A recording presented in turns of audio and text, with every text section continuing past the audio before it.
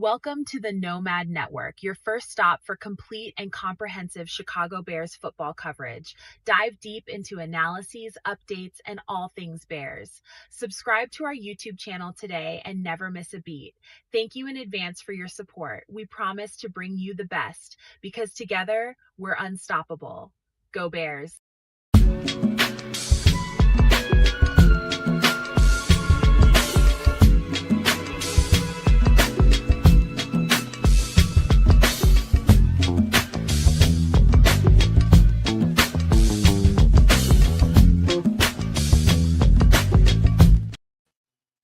Yo, welcome to another edition of Some Extra Sauce, where we do a whole lot of talking and about a whole lot of things on this show.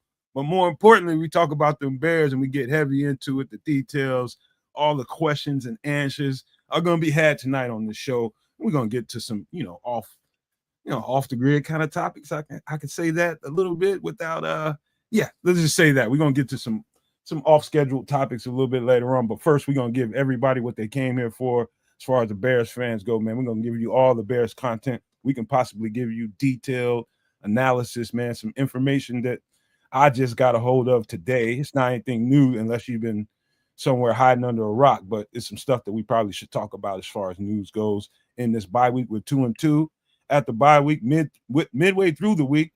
And, man, you know what? No Bears football this weekend, but, hey, we're going to have fun anywhere it goes, man. That's what this show is about having fun, man, and talking Bears. So without me talking too much, let me pass it to Canada on a bounce pass. It seemed like he couldn't handle them alley-oops too well. I'm going to go ahead and give him a bounce, see what he does with it. Boom. Look, it's Wednesday night. Bears win. Bears win again. It's Wednesday night again.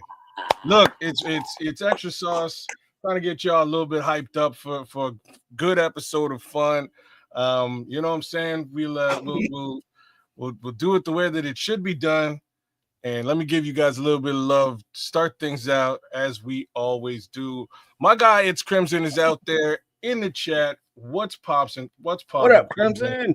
Shout out to you and the good Lord's work that you're doing behind the scenes. Big shout out to my guy, Cloud Chasers Radio. Thanks for coming through. CCR, and not that John Fogerty.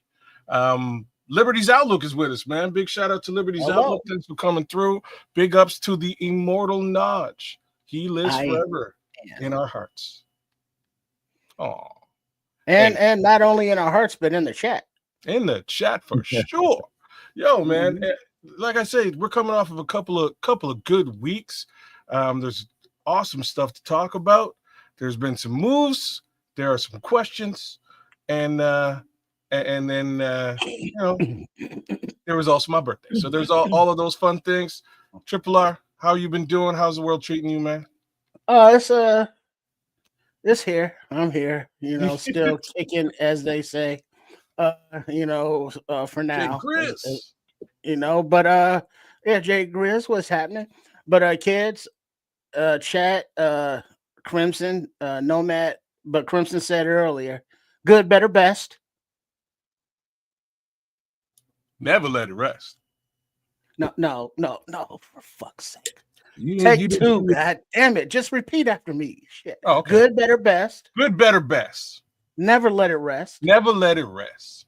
When your good gets better. Till your good gets better.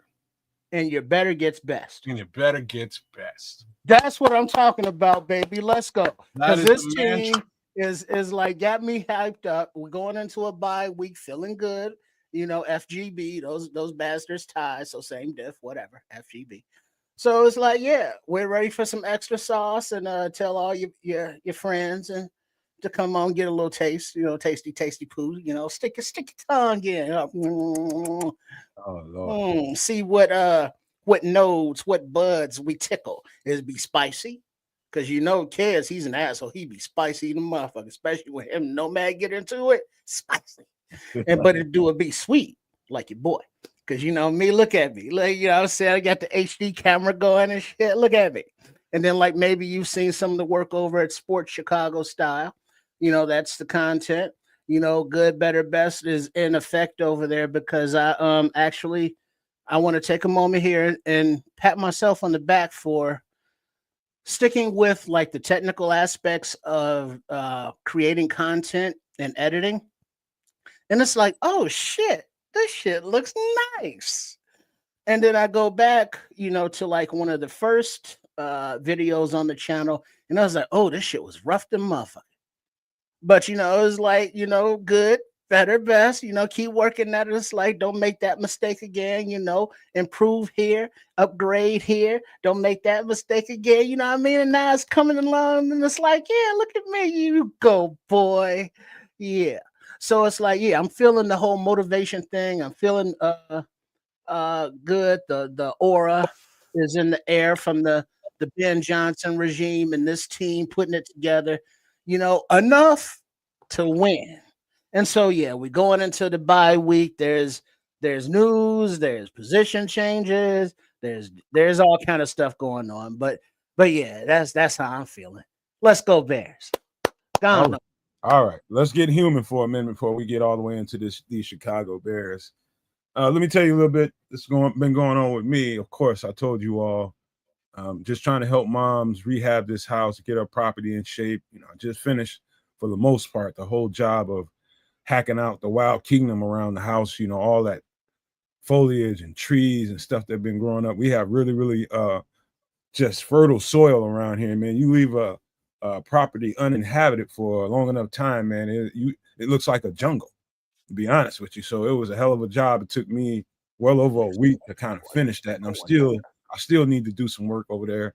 And so that part was that was a bear, and I got the next part to do inside the house, and that is I was gonna do something. I found out something really neat, fellas. I found out about this. So she needs to take all the drywall off. All the drywall has to come off to the frame so that it can be rewired. So the house rehab. Yeah. So basically the house needs entire rewiring all the way around it in order for it to get past code enforcement. So instead of going through each room and tearing down those walls, I was just like, there's got to be an easier way to do that. Crowbar, mallet, and all that kind of stuff. And so I found out about something online I thought was really, really interesting. Matter of fact, I ordered it last night and it all came today. So there's these things called, let me make sure I say it right. I think it's neodymium magnets. I think the neodymium magnets. Make sure I say it right. Neodymium magnets. And so these are they call them earth magnets, different stuff like that. But these things are basically, you put them along a wall where there are studs, where there are screws, and instead of taking a crowbar and a hammer to this stuff and just being a caveman about it, these magnets will grab onto your wall and show you exactly where those screws are. So all you got to do is mark it from there, kind of scrape it off so you can see the surface of the screw head, and then take them out. And so my plan was to do that. My mother called me and I told her, I said, this is what I'm gonna do. But she had until it had to be started and done by, I think, Monday. And so tomorrow would have been the start day. Monday would have been the finish day. And before I can get there, my cousin, man, he's definitely a meathead, man. He just wants to tear up shit. Crowbar. He was already over there tearing that shit up. I called over there. I could hear people just beating. It had to be like 4 or 5 people just beating the shit out the walls. I'm like, man, y'all gonna tear the whole fucking frame of it out.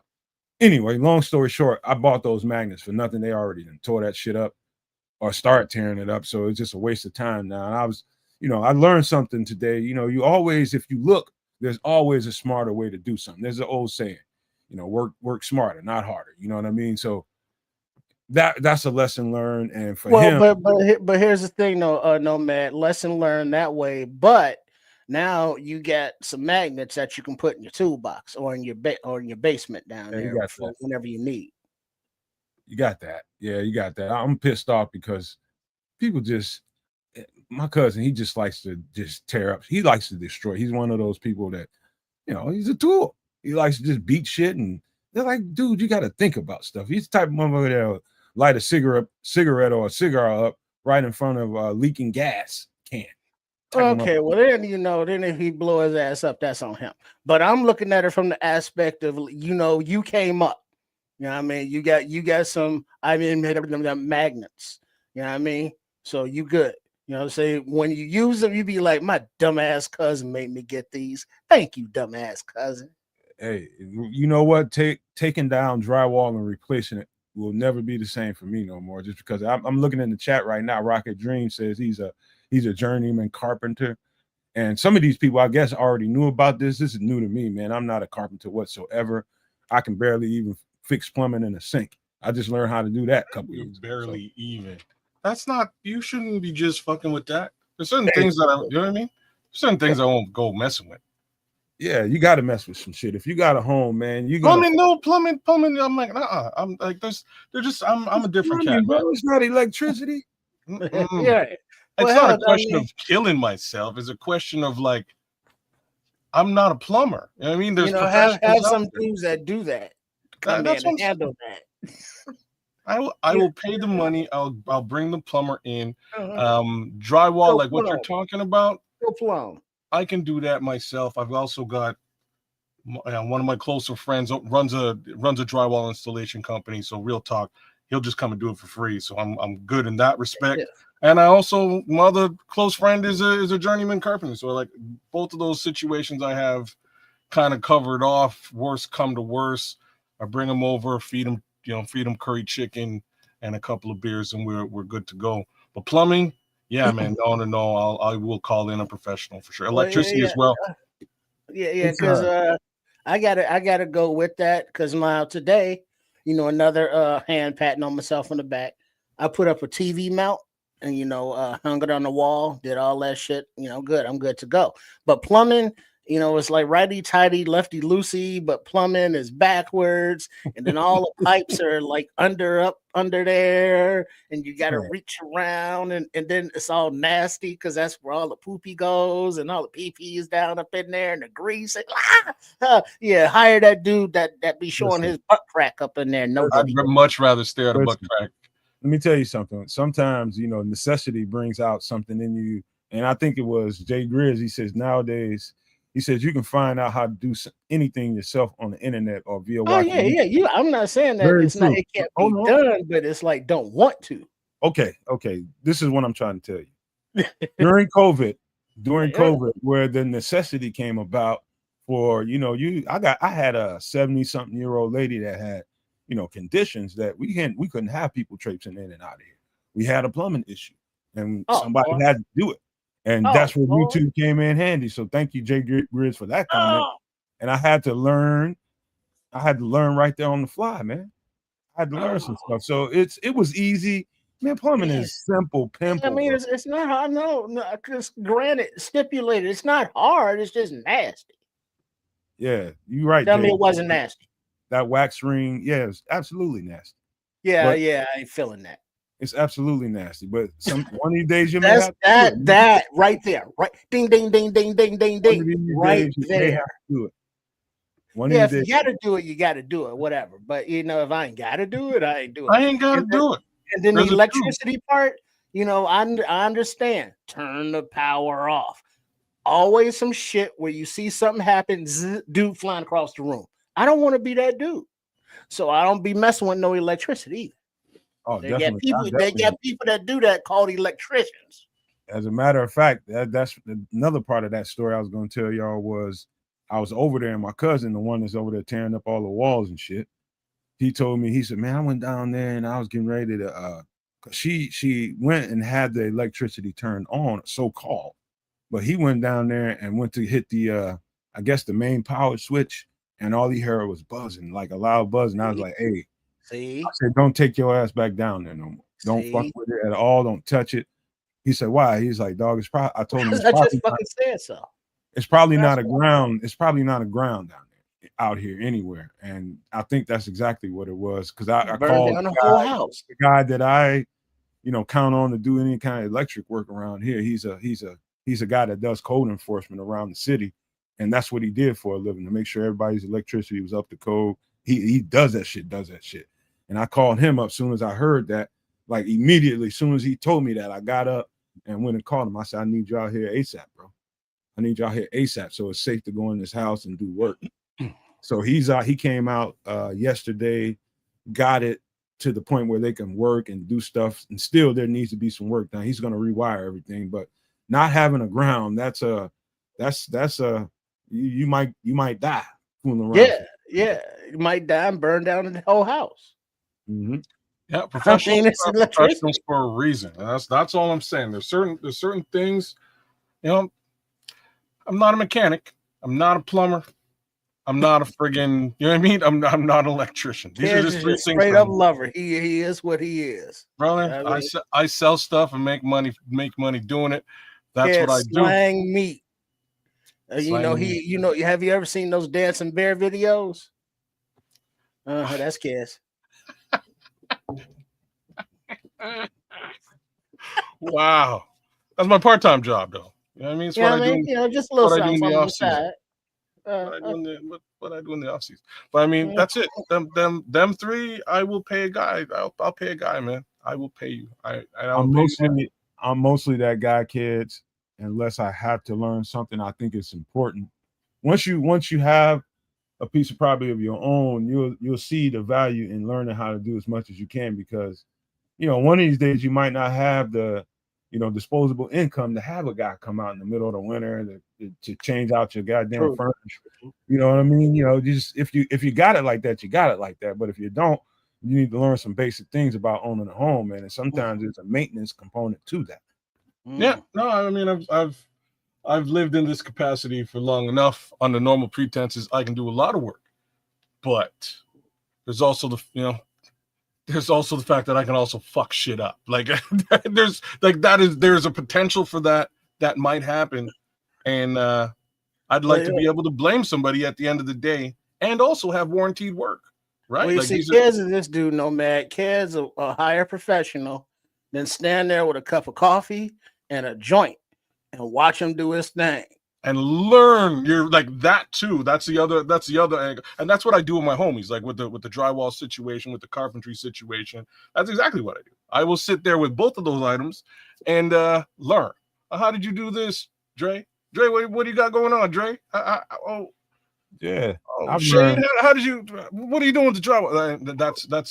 That's exactly what I do. Like each time somebody comes in my house and does anything, I'm right there. And I know I'm probably annoying, but I'm right there over the shoulder asking questions.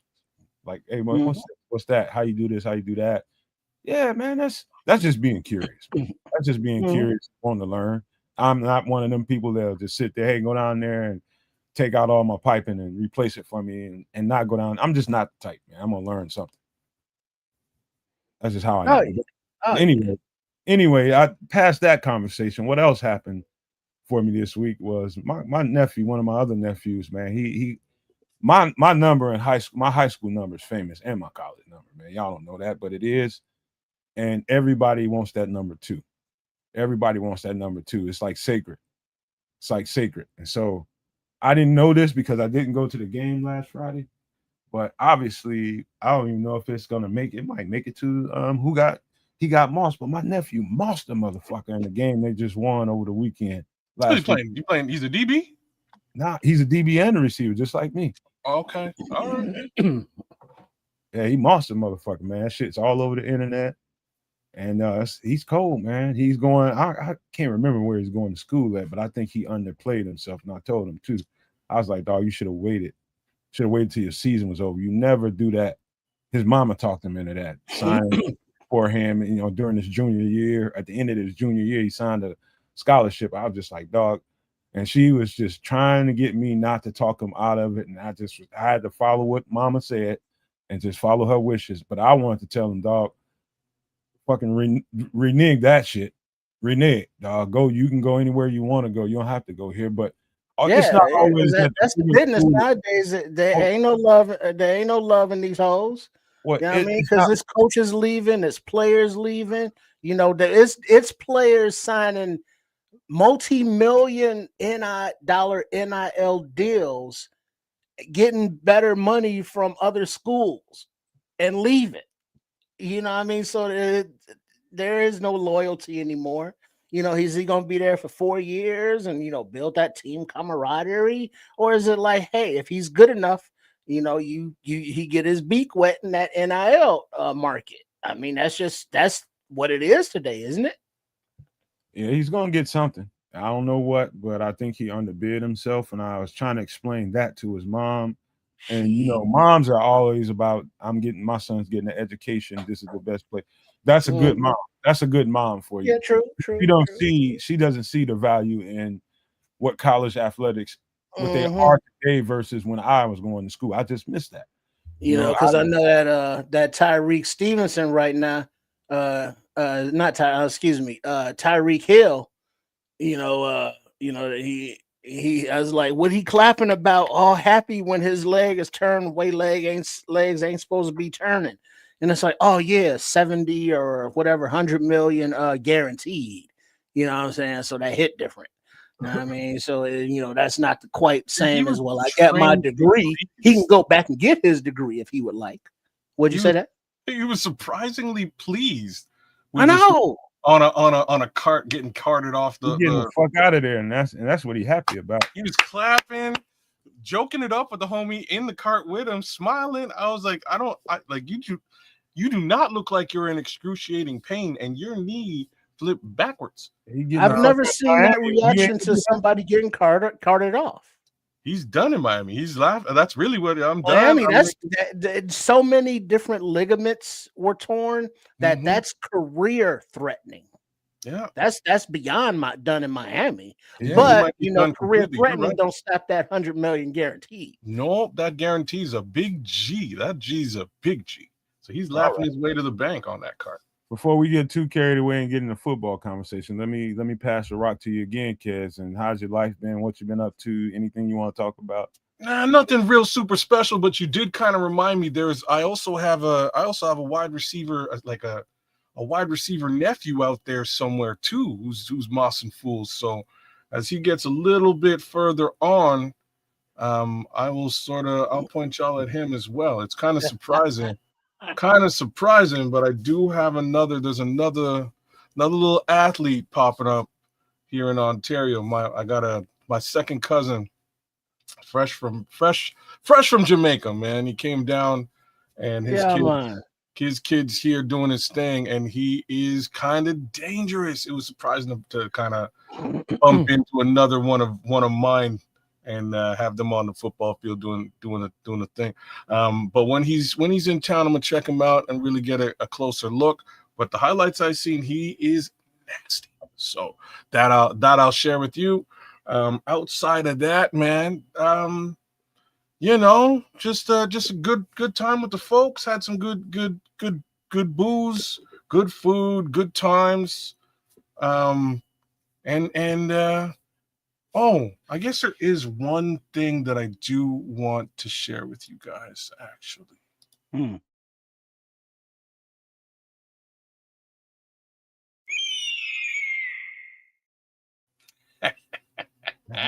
right. Look at the eagle has landed. All right, hold on. Before we go there, I do want to, before we get to you, Trips, did want to mention that in case you guys didn't know, didn't remember, we were supposed to do a show with the Barroom, a joint podcast, and that didn't quite work out, although I had a little snafu.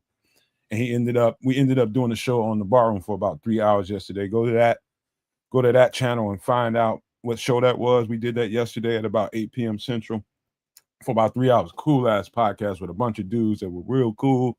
We had a good time doing that content. So I apologize to you all for not following through on what we planned on doing, but guaranteed we'll make up for that. We'll put something together a little bit later on and make sure we deliver on that promise. But yeah, that's what happened. I ended up on the Barroom with about another 4 or 5 other podcasters, and we did a good show. Some good Bears football content going on there. So y'all check that out. But how about you, Trish, man? What's going on with you? Well, actually, that you're talking about family members and football and doing things on the gridiron. My nephew, you know what I mean? You know what I'm saying? I'm gonna put together. I got the video because I take the video of the games. This is my second season doing that. Every game. You're gonna cut us a highlight reel.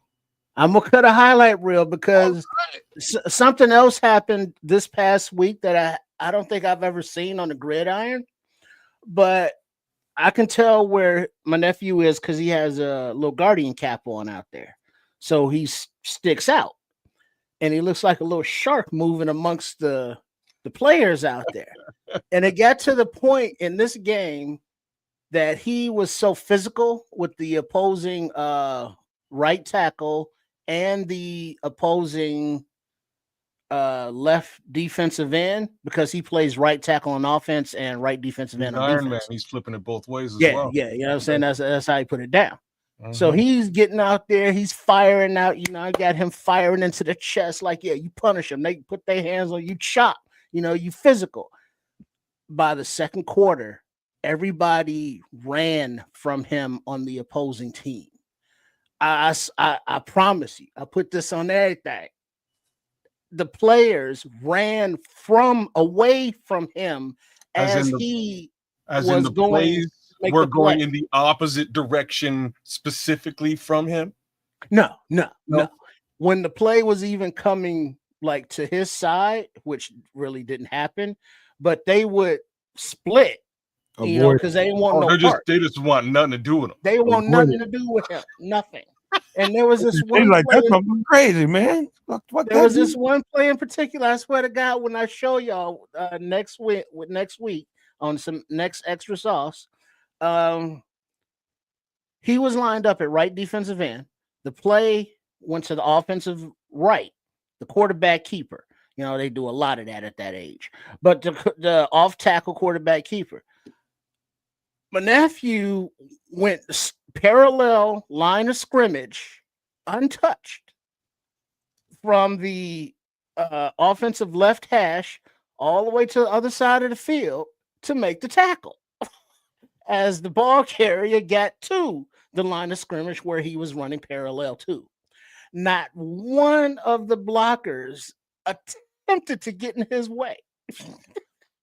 They wanted no parts of it. It was awesome.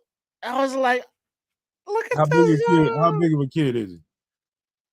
He's little. I mean, he's a kid. I mean, he's thick. Put it like this. He's got, what I'm saying? He's got those triple R genes, that DNA. So we thick. You know what I'm saying? We big boned it. You know what I'm saying? So we're stocky, yeah. And so he's got that to him. So he's not the tallest, even though he is almost, and he's not the heaviest, even though he is almost, but he's the most athletic.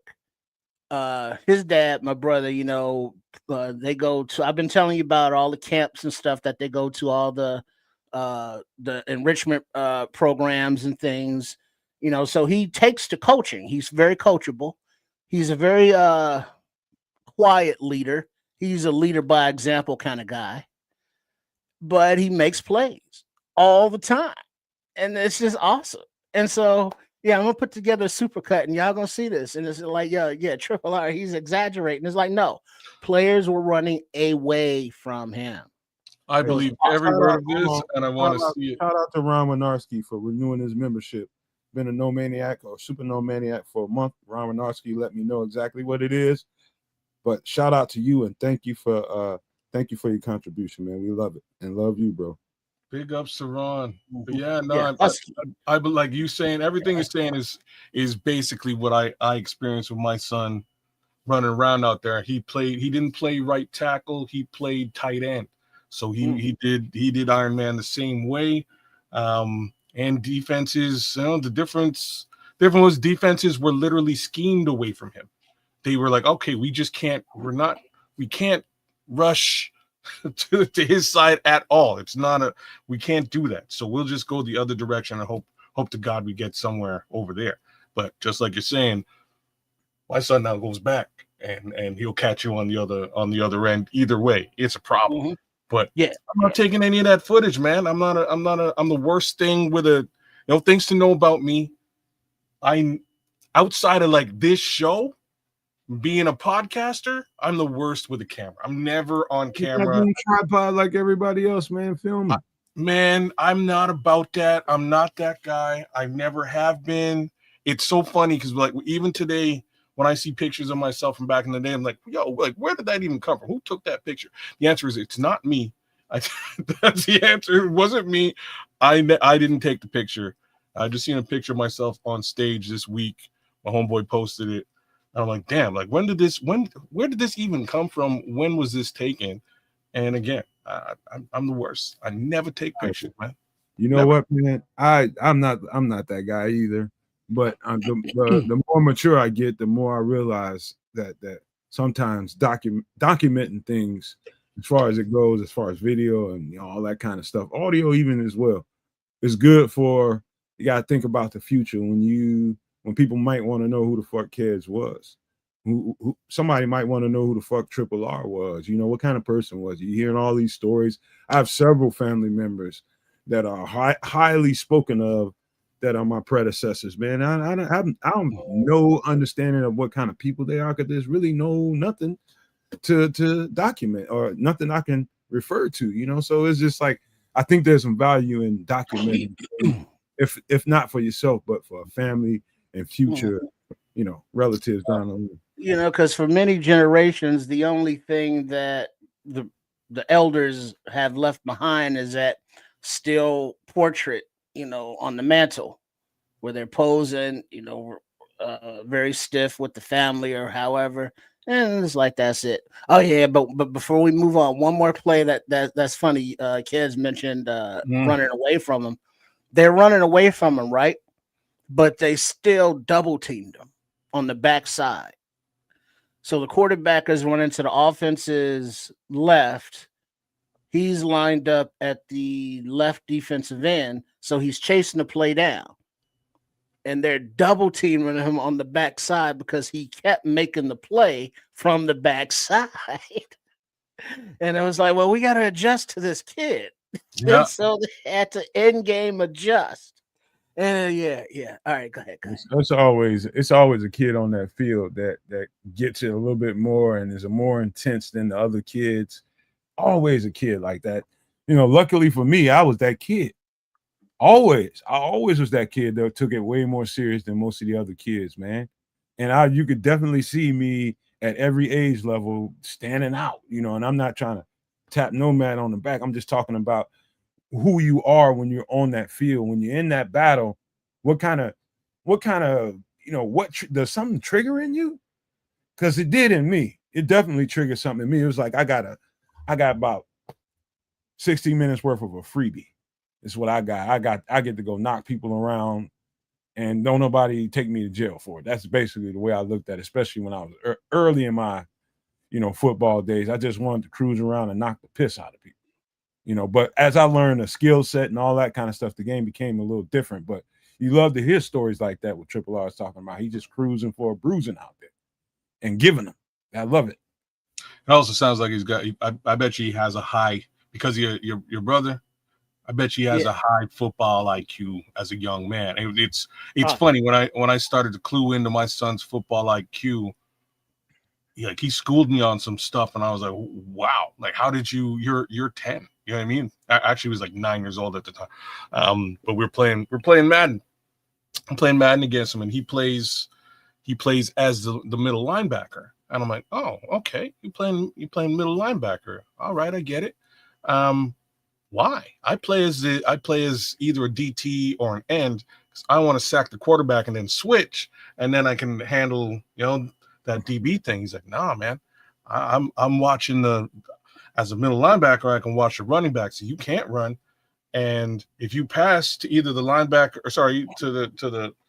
to the running back or the tight end, I'm taking it with me. And I was like, oh, okay, like you play a whole different style of football in Madden that I wouldn't have even thought of.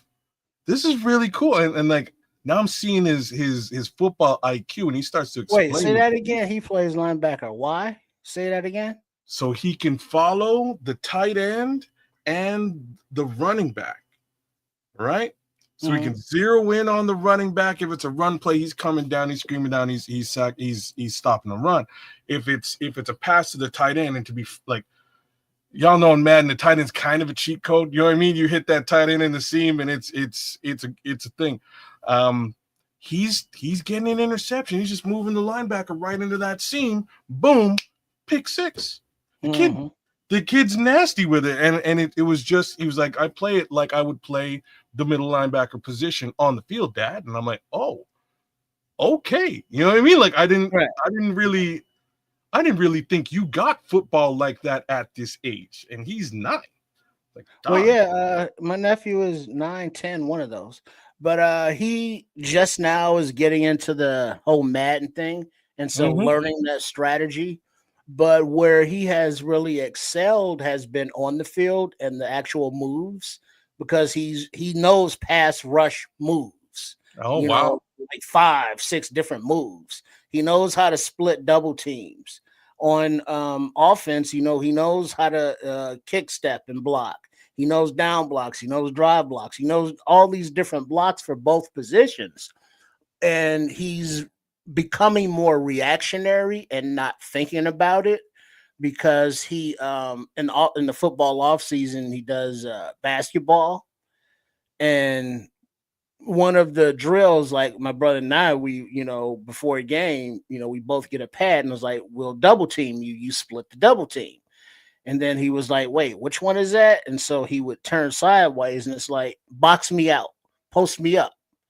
And he was like, oh, okay. And then so he did that, and then he would come in, and then he post me up and then go straight through. And it's like, yeah, because he's putting those skills together. It's just becoming reactionary for his physical, his body. He broke up a pass because he was like, oh, yeah, I wasn't thinking about breaking up a pass. I was going for a rebound, because he plays down low in basketball, so he's jumping, he's moving his feet, he's twirling. He's doing that on the gridiron. So, at 10, and he still hasn't hit his growth spurt yet. You can just see it. It's like, oh, yeah, you're about to be 6'8" in about 2-3 minutes. So he's gonna be well over 300 pounds. So you know what I mean? Do me a favor, Kez. You want to give Levante the well-deserved shout out for being a super, because it tips us right into the Bears conversation we're about to have. Big love to Levante Rogers, man, who's just re-up his membership for 4 months going. Nice. Gotta love that. He says, let's go, No Maniacs. The Bears are getting healthier and healthier by the day. Can't wait for Gordon, Edwards, and Booker to come back to the squad. Brother, that's everything I have to say tonight. I can go home right now. You know what I mean? Like, I can't wait till these gentlemen get back on the field. Especially Austin Booker. Like I just got to put a little extra sauce on that one right there. That's what I'm really waiting for. I want to see what that impact looks like with respect to pass rush. Like, do we have a pass rush? Well, we'll save that thought for a second. We're gonna get right there. But shout out to Levante Rogers, Super No Maniac, member for 4 months, man. Re-upping. This is the end of the month, the beginning of the next month. And hopefully everybody re-ups their memberships, man. We need y'all to do that. So take it, Levante's example, man. Grab your membership, re-up it for us, man. We love to see the chat be green out here, man. But that, thank you, Levante. That leads me right into the first conversation, Bears conversation we got to have, and that is we made a signing over the last week or since the last game, and that is Trey Hill, guard/center. He was a 4-year. He played as a starter in Cincinnati, and he was under Joe Burrow for about 3 years, and then next thing you know, something happens when a guy gets to the 4th year of his contract, and teams decide whether they want to pay a guy or not. He might end up on a free agent, on the market, and he's out there. Trey Hill is a Chicago Bear. They picked him up. I think it's a pretty good signing. I looked at some tape of him. Practice squad? Yeah, he's going to be on the practice squad at first. Yeah, because didn't Joe Burrow's offensive line suck? Yup. That's why he got injured. Well, you go ahead. You've got a take on that. Go ahead. Oh, he got injured? No, you don't remember? Oh, that's why Joe Burrow got injured. I thought you meant Trey Hill. So Joe Burrow in his rookie campaign went out because his offensive line was not particularly awesome. So I'm looking up Trey Hill right now just to maybe get a little bit more context. He has some experience at the center position, which is good. Like, real talk, we probably could always use support at the center position. Indeed, I wonder if that might say something about. Okay, I wonder if that might say something about Ricky Stromberg, because we really haven't heard much about Stromberg over the course of the last few months, although we probably shouldn't, considering we have paid a viable center. I will say something else, though. No, they didn't cut anybody, number one. Number Somebody's two, hurt. nobody got cut. Nobody got released. Wait, are you asking somebody's hurt? If No, you were to ask me, I'm if you telling were you. to ask me, I think it means more towards maybe we don't see Jalen Johnson for the rest of the season, and this is their replacement, somebody on the roster. They felt like they can fill a hole somewhere. We don't. That's what it means to me. But you guys take what you want from it. Well, I thought Jalen Johnson was supposed to be coming back. I'm not sure. And I ain't heard no definite. Did you see that video he put up? What was his video? It was him walking, and he's already had the procedure done, and he didn't have a shirt on, and he scanned the camera down, and it showed his medical bag that is connected to his wound still, that's taking all that excess fluid out, and he's still working, and they didn't discount him from being back later in the season. This is not a season-ending injury. Basically, you might be right. I might be just speculating, but I mean, they didn't cut anyone, and so I don't know, man. I don't know what to think about that. So here's what to think about it. So Jonah Jackson had some level of unexcused absence yesterday. That much I can tell you. Okay. There's no report as to why he was absent, but he was absent. And this is part of the. So they actually scouted a bunch of players. There's a bunch of players who came in and worked out with the team, and will be working out with the team over the course of this week. I don't have a list. Your guy, Mr. Hill, is one of those guys. Apparently, they've signed him. I didn't realize they decided to move anybody onto the practice squad at this point. But if anybody, I kind of speculated that it would be the guard because Jonah Jackson kind of up and disappeared. I don't know if this will be an extended disappearance or not. These are the things I can tell you. I can also tell you that, in my opinion, if it is an extended disappearance for one reason or the next, I think we might just see a certain Mr. Newman. Hello, Newman. There you go. I think Luke Newman is probably going to get a look again if whatever's going on with Jonah Jackson is an extended thing. Yeah, so you're not. So we don't know if it's an injury or it's not an injury. It's unexcused. I have no. Because if it was an injury, it would be excused. Just logically, right? I have no real details on this other than what you read, right. Yeah. But I mean, that was a question though. If he was hurt or injured, it wouldn't be unexcused. Would it? They would tell you what the problem was, is really what I'm saying. They would say, even though I don't think they have to tell you the problem because this is a bye week. So technically they wouldn't have to tell you the problem until next week. That's another way of looking at it. Perhaps they didn't disclose because they don't have to disclose. Perhaps that's it. Again, I don't know whether it is it's going to be a long-term situation or a short-term situation. Maybe Ellen Scrolls is saying probably a personal or a family issue. Really hard to say. Liberty's Outlook is asking, how did he play on Sunday? He wasn't anywhere near the liability he has been in the first two games. I think he's stood up okay in these last two games. No matter, what was your thoughts on Jonah Jackson? I don't know if you've done all 22 for this game, but on the previous game versus the Cowboys. Jonah Jackson typically plays. The first game he was atrocious. I don't know what reason that was, but the last couple of games. Let's call it cadence, right? Let's call it cadence. Game one. What about the next two games? I think he was fairly decent, above average at worst. At worst, he was above average.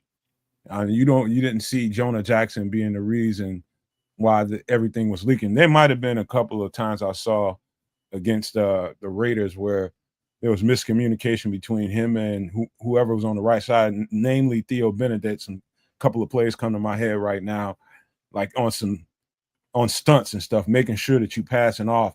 You don't know whether to blame Theo or to blame Jonah. I'm just going to lean towards Theo because he's young and new, that he didn't know exactly how to do that, but there was some definite miscommunication between them.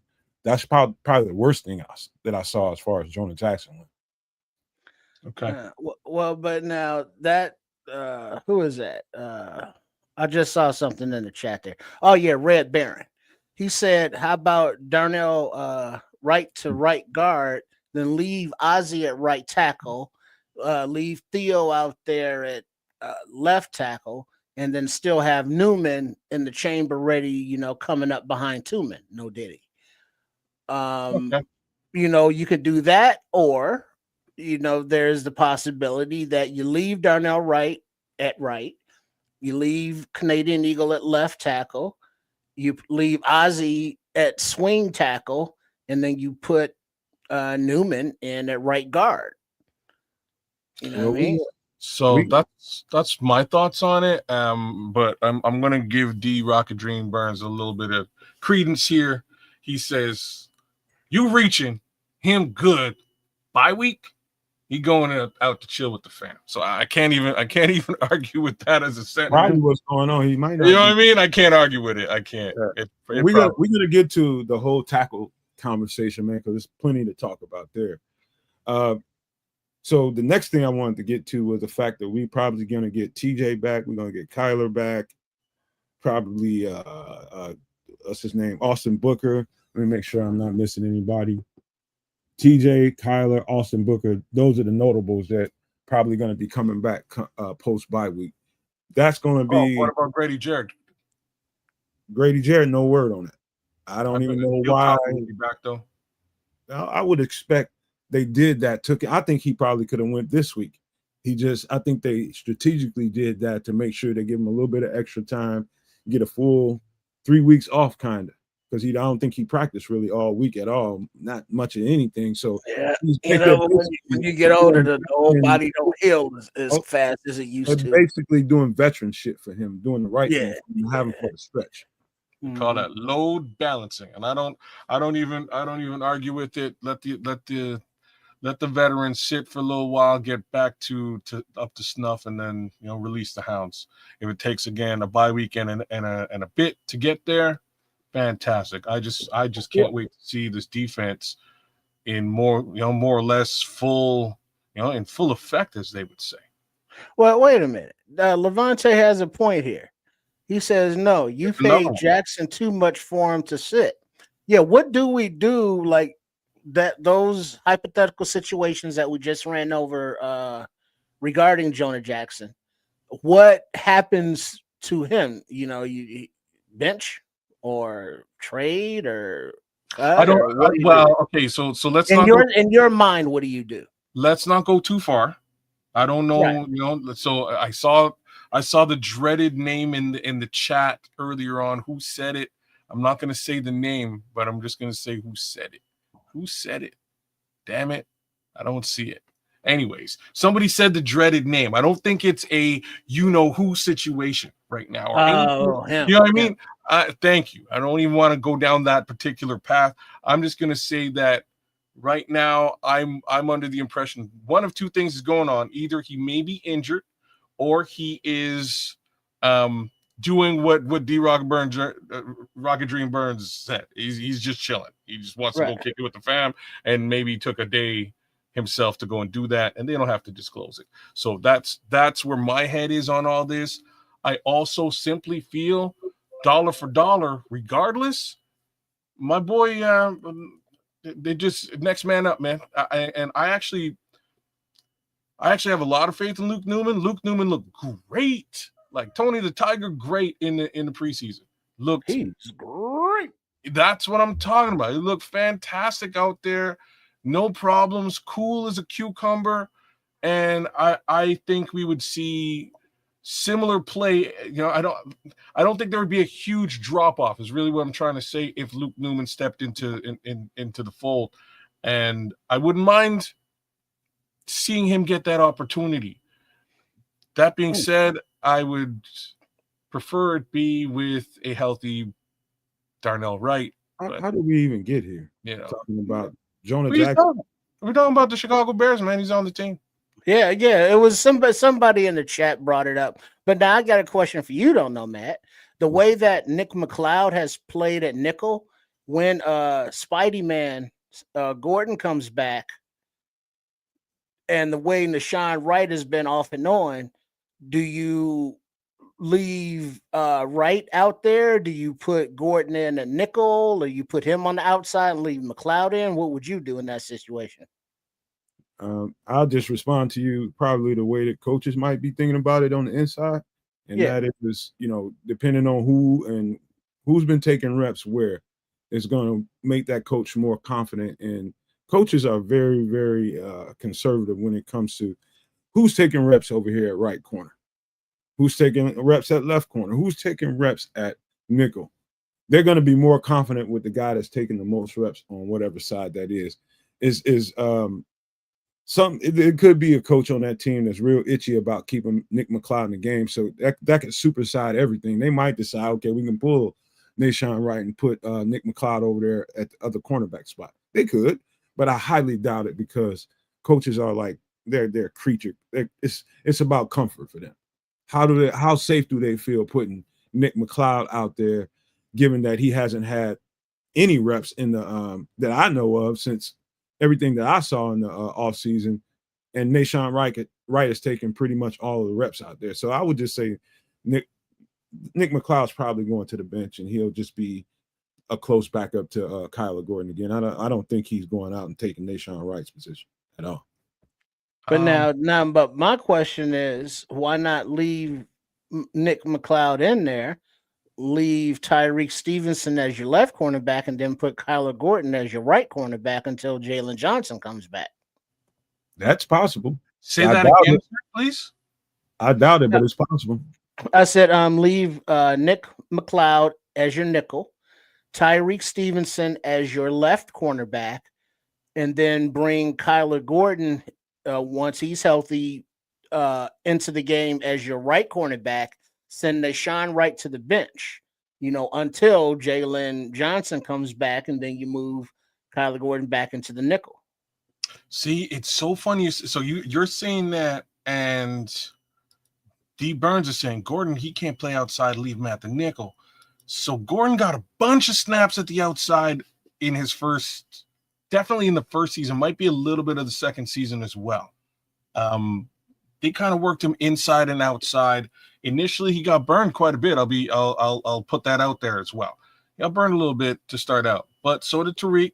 You know what I mean? Yes, you're starting out as a rookie corner in the NFL. Welcome to the NFL. They're going to target. He's got the experience to do it. This is what I'm saying. Yeah, he was an outside corner when he got drafted. This is what I'm saying. So, I think, as much as I want to learn how to play nickel.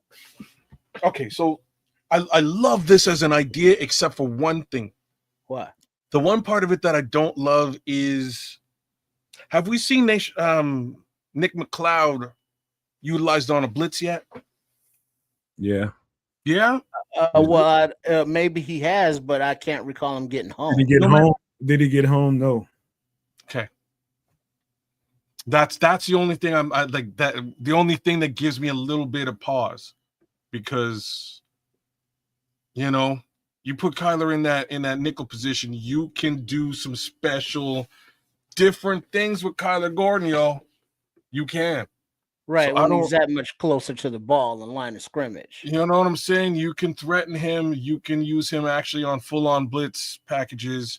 You can dedicate some blitz. And I know that's what DA wants to do with Kyler Gordon, with a healthy Kyler Gordon. I just don't know if you I don't know if you utilize him in backup capacity to sort of backfill the true cornerback position because Jalen Johnson's been injured. Interesting stuff, man. Hey, I'll tell you something else interesting that happened.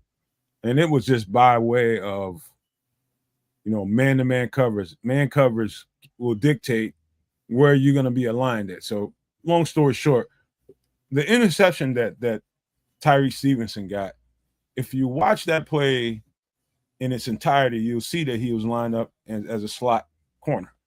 So that wasn't his particular assignment as the play broke. That's just where the guy ended up at. And so if you see his performance at slot corner, I think if the coaches are looking at this logically, they see in plays like that. He did that a few times during the game, lined up because this guy motioned into the slot and he played the shit out of it on a crossing route. And so most of the coaches, you might be hesitant to play a cornerback, an outside corner, a boundary corner at the slot, not knowing if he has the kind of the quickness and the agility to really hang out with some of those slot receivers. The way Tyreek Stevenson played, given those opportunities, probably opened the Pandora's box for Dennis Allen. It's like, if he can do that on a few plays like that, how many times can we give him some opportunities like that to match up on a slot receiver? Let's see if he can make some plays. And so what I'm saying is, everybody's going to be excited about Kyler Gordon coming back. I will too. I think it's going to kind of go back to business as usual. Everybody's role that they played during camp is going to go back to being the same. Talking about Tyreek and Nashawn Wright out on the boundary corners and Kyler going back to the nickel. But options, given some of that performance Tyreek Stevenson has had over the past couple of days, has kind of broadened the playbook for Dennis Allen a little bit. He can fuck around a little bit. Seeing some of the stuff that I saw on film, I know he's seeing the same thing. Well, I think he would be more comfortable fucking around, as you say, if the pass rush was a little more productive. I think his comfort level would go way up if, the front four could actually be somewhat, what's the word, productive, in the pass rush, and not just, having clean pockets and leaving those secondary guys out there to, count, with their fingers and their toes, and even baby Kaz's toes, because he got the extra one. Yeah, if you just leave the front four to their own devices, those extra toes will come in handy. So, it's gonna, like, if Austin Booker could make that little bit of a difference, that's cool, but that's still not enough, let's say, as a team to put it all on Austin Booker. Yeah, it is. Just do it. You know what I mean? Like, one more guy and Austin Booker. If he's the guy, then I'm so man. Like, well, how about this, kids? Yeah, how about this? I can get excited with this. You give me a little bit of a little taste of maybe Ford, because he's a body eater. Maybe give me some Big Dex, because he's a big body eater. And then give me some Austin Booker and some Daniel Hardy as a front four on obvious passing downs. And I could get with that. Wow. I'm not. Go ahead. I was going to tell you, man, the more and more I look at this stuff, the more and more it looks like, I was just talking about this on Aldo's show last night. And it looks like guys are getting used to playing next to each other. It's like I can tell you an average defensive line right now. So New Orleans' defensive line is very, very average. Even the last year, I'll just say the last year that Dennis Allen was there, that defensive line was very average ever since what's his name? David Onyemata left that thing. David Onyemata was a key cog in what made all of that work. The point I'm trying to make is when guys learn how to play off of each other, there's like last second communication. Like you could have had the play of Grady Jarrett next to Montez Sweat. And that play is an obvious, based off of the alignment of the offensive line, Kaz and Trips. It's obvious what to do to two guys that play with each other, right? Now, say on 3rd down and 8. You see a certain kind of split, a certain kind of alignment. The tight end moves to the other side, how they would attack that offensive line. It's unspoken with guys that are used to playing with each other. But with guys that are new to each other, at the last second, you got to communicate. And so we're still a little bit slower than the offensive lines that we're playing against. I don't even know if that makes sense to you all, but I'm telling you this right now. That defensive line is just going to get better and better as the season goes on. I can see it. They're going to get better and better. Once they start learning how to feed off of each other, and then you don't have to communicate all the way up into the snap of the block, then you can play some football and you can be fast. You don't have to think. So I say there's still a lot of thinking going on right now. Okay. In that respect, I can't deny what you're saying. You're saying they just need to gel together and come together as a team that much more. It is only week 4, and I can agree with that. But I will make the world's most obvious statement, though. There's somewhere upwards of $200 million being spent on that line. And ain't nobody getting to the quarterback, and stopping the run is a problem. Yeah, it is. So that's the most obvious statement in the world. There it is. Well, but a real quick comment on the communication and playing together. After this past 1-point victory at the end, where Josh Blackwell, earned his NFC Special Teams Player of the Week honors by blocking that field goal, the common theme in the locker room was we had faith in each other. We had to learn to have faith in each other so we could win this game. So they're not at the point yet where they're on the field learning each other's codes, ticks, coming up with their own little wind talker thing, if you will. We haven't gotten there yet. That's still in development. Give it a few more games of live action. Let it get settled in. Who's going to be playing next to whom? And then they'll start to develop that. So we haven't even gotten to that point yet, Matt. Yeah, it's a lot of growing to do, man. We only 4 games in, and I expect, to be. It should be better, but I can understand why if I just get reasonable about the whole thing. But TJ, I just say this: TJ coming back is going to be huge to everything. TJ is just a dog ass. And Tyler together. That makes that the middle of the field, solidified. Second level much more solid. Yeah, man. It makes the second level so much more solid. It's gonna make rushing into the second level fair amount harder. I can't wait to see both those guys back in action. Well, like Bear Truth 9 is saying, no maniac out there, make sure you hit us up in the chat. You want a question, comment, or just call kids an asshole. Mm-hmm. Both of our offense and defenses are in the process of learning these more complex systems. So there's still a lot of thinking going on the field and not a lot of playing. So if they're still thinking about what they're doing, ain't no way in hell they're going to be communicating with each other about we going to do this, that, and the other.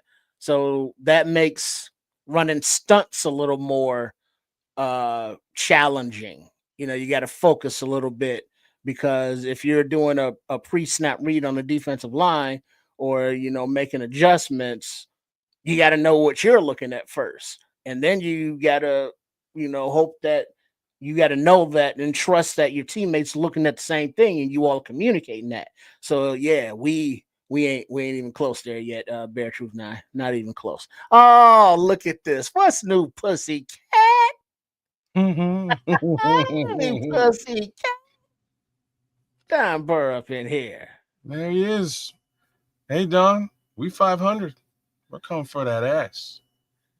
Yeah, man. All right, let's get to the next conversation. We ended up talking about this at the end. I think it was post game. Yeah, we ended up talking about this post game, and the conversation with me. So basically, it went like this. Braxton Jones got. It went like Keds is right. We'll just start it there. We'll start with Keds is right. You ready to go there? Go ahead. You go there. It's awesome if we start it the right way, though. There's so many times where I can high side on your ass. But go ahead, kid. Let's go there. Go ahead. If you want to do that, dunking on you. No, why you gotta spike on man? You want me to treat your ass? Listen he to can you spike now. on you again and again, but he don't. I'll treat your ass. To you. Nomad will come out and say, you know what? Has mercy on you. I done told the whole world this shit. Let you tell the story. I told everybody 8 weeks about it before it was me. Dang. I'm just telling you, I told you what went down. You're like, I am not ready to say that happened. No, I need to see the tape. I need proof. This is what you said. I need to see proof. I need to see tape. Give me a day or two on it. He It's hurt his Wednesday. shoulder on that block. It's Wednesday. So you've seen it. You know what it is. The whole world talking about it. Unfortunately, Kids was right. Braxton Jones got benched. That's what happened. And somewhere in the mix, I have a strange feeling that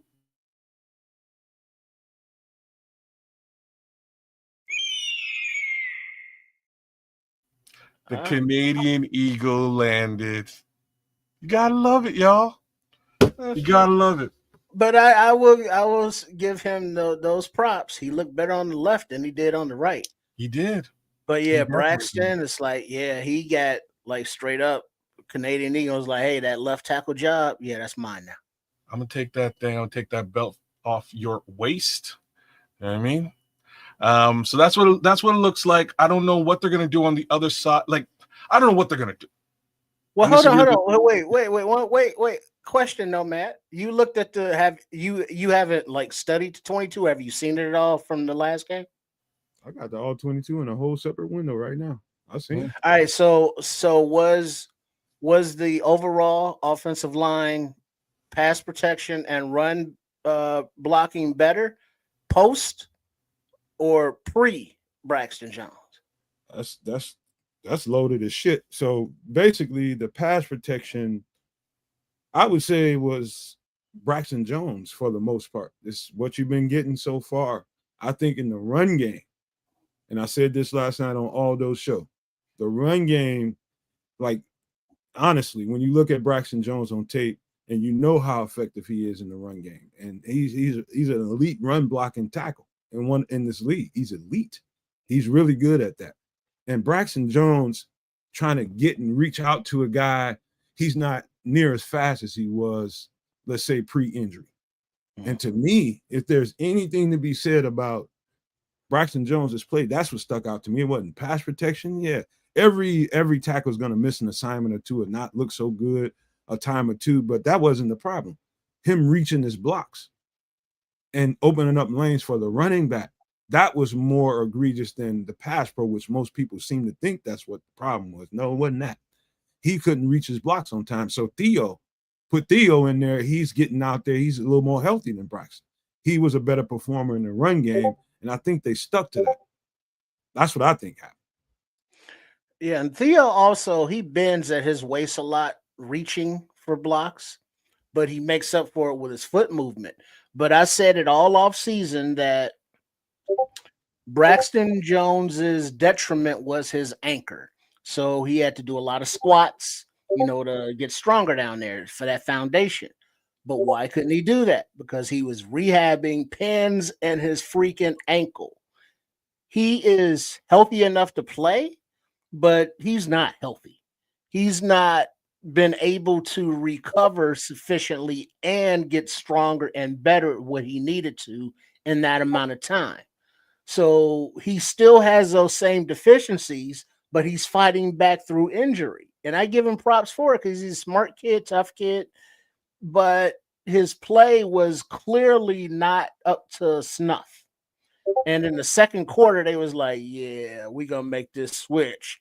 Hey, rookie, get your ass in there, right? Blah, blah, blah, woo, woo, woo. And as Nomad said, run blocking, much better second half. Pass blocking, much better from Theo, even though he has his own issues to deal with. So it's like, contract year, Braxton. I didn't say pass blocking, dog. Now, Theo pass blocking compared to Braxton is a whole other story. He wasn't as good there. Run blocking is the difference. If you look at it, it was the run blocking. Okay. We're working on it. He's going to get better, though. Some of the times, like, if all you had to do was listen to Ben Johnson, I think he explained it very, very well about some of the sets you saw. This is something I've been seeing in the preseason with the Eagle. He oversets sometimes. So sometimes he gets his upper body out in front of his legs, and it causes you to lean. And that's just basically ammo for the defensive lineman to slap your motherfucking arms down and kind of almost knock you to the ground.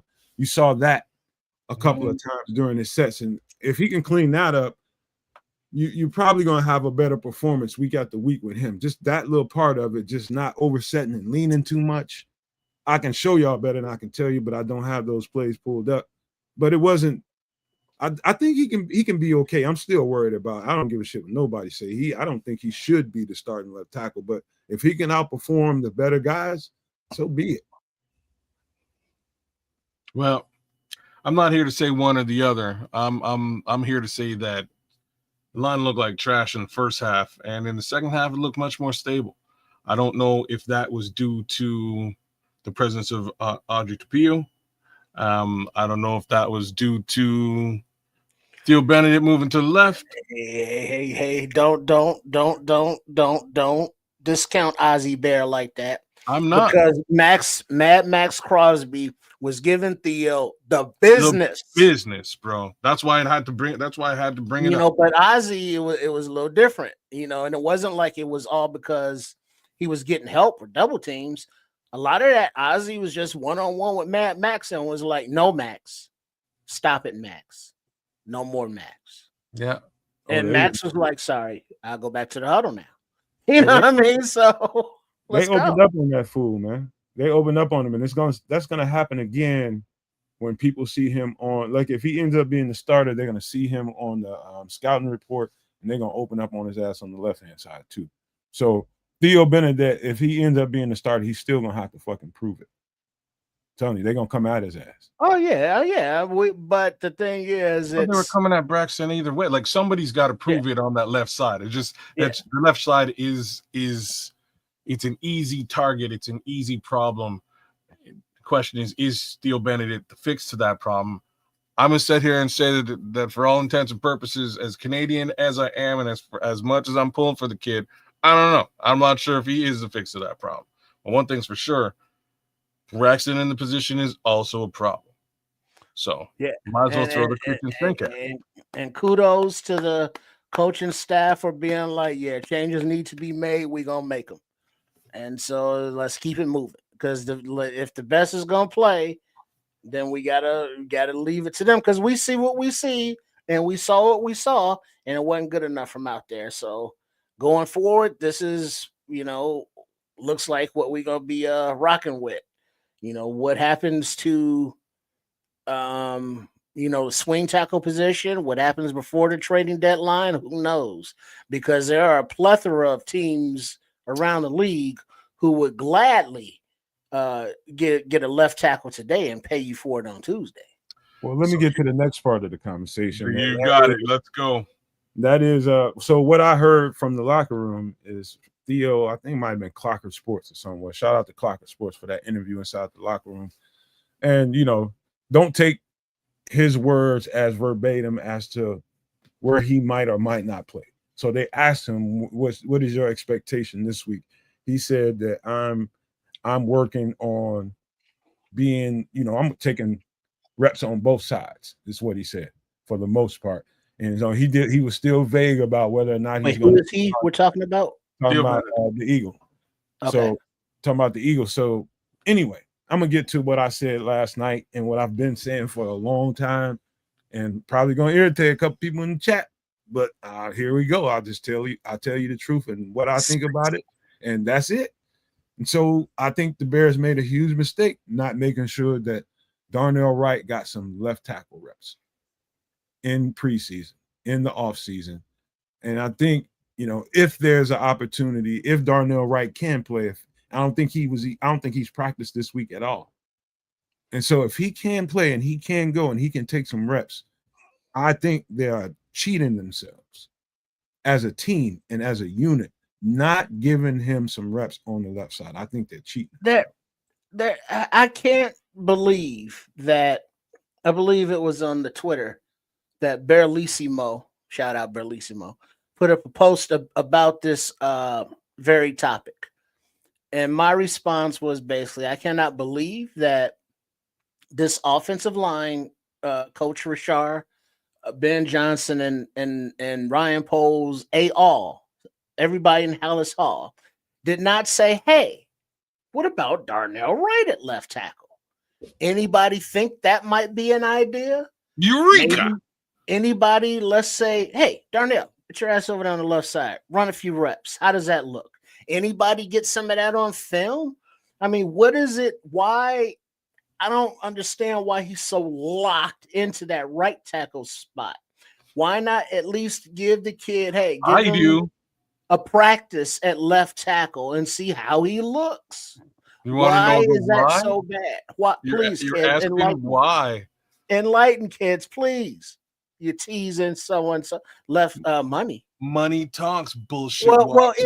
Tell me this though. If you Darnell Wright and you know that money talks and you want to talk loud, when you be like, hey, let me get some left tackle reps, coach.